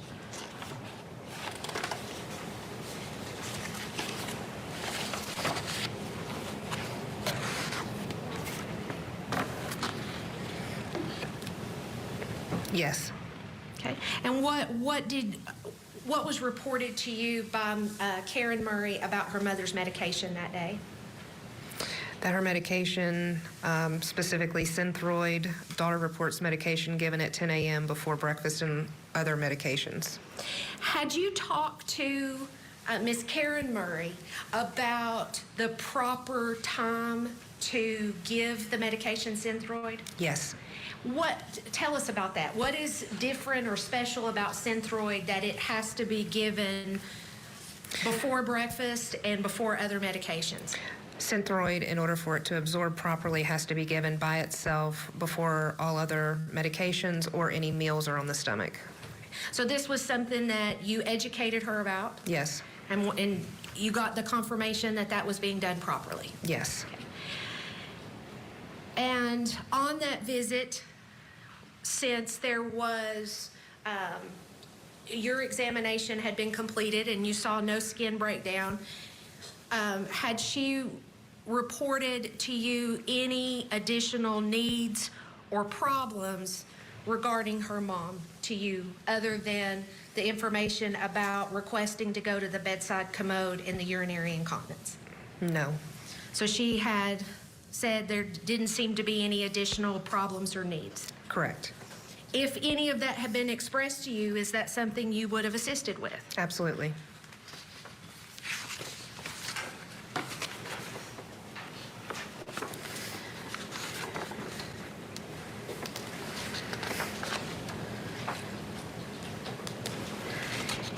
When you are working as a home health care nurse and you are sent to a home to take care of a patient, would you say that it is... All right, we're coming up to the top of the hour. That means we need to take a break. When we come back, more testimony in the brother and sister murder trial. So keep it here on your front row seat to justice.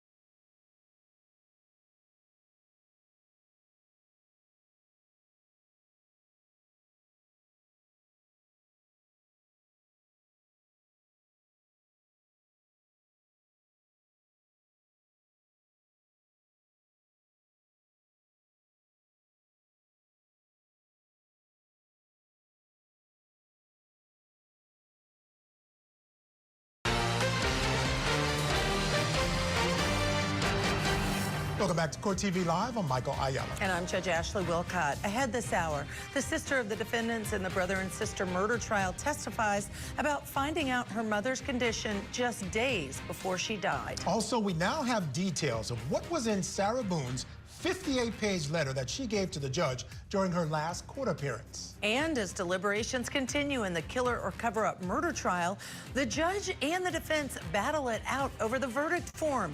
Here are the biggest moments in today's Daily Wrap.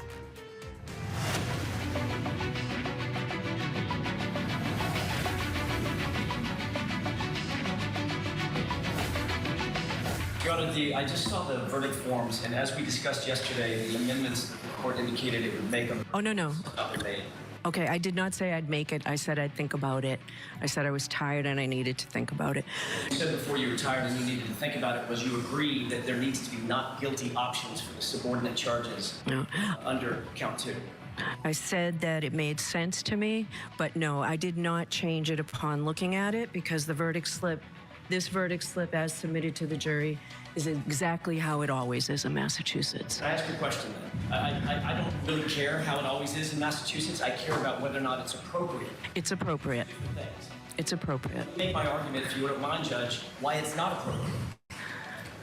For a superior charge, they have to decide that she is not guilty of the superior charge, and that is the starting point of whether or not she is guilty or not guilty of any subordinate charge, often called a lesser included. Once they decide that she's not guilty of the superior charge, now there's two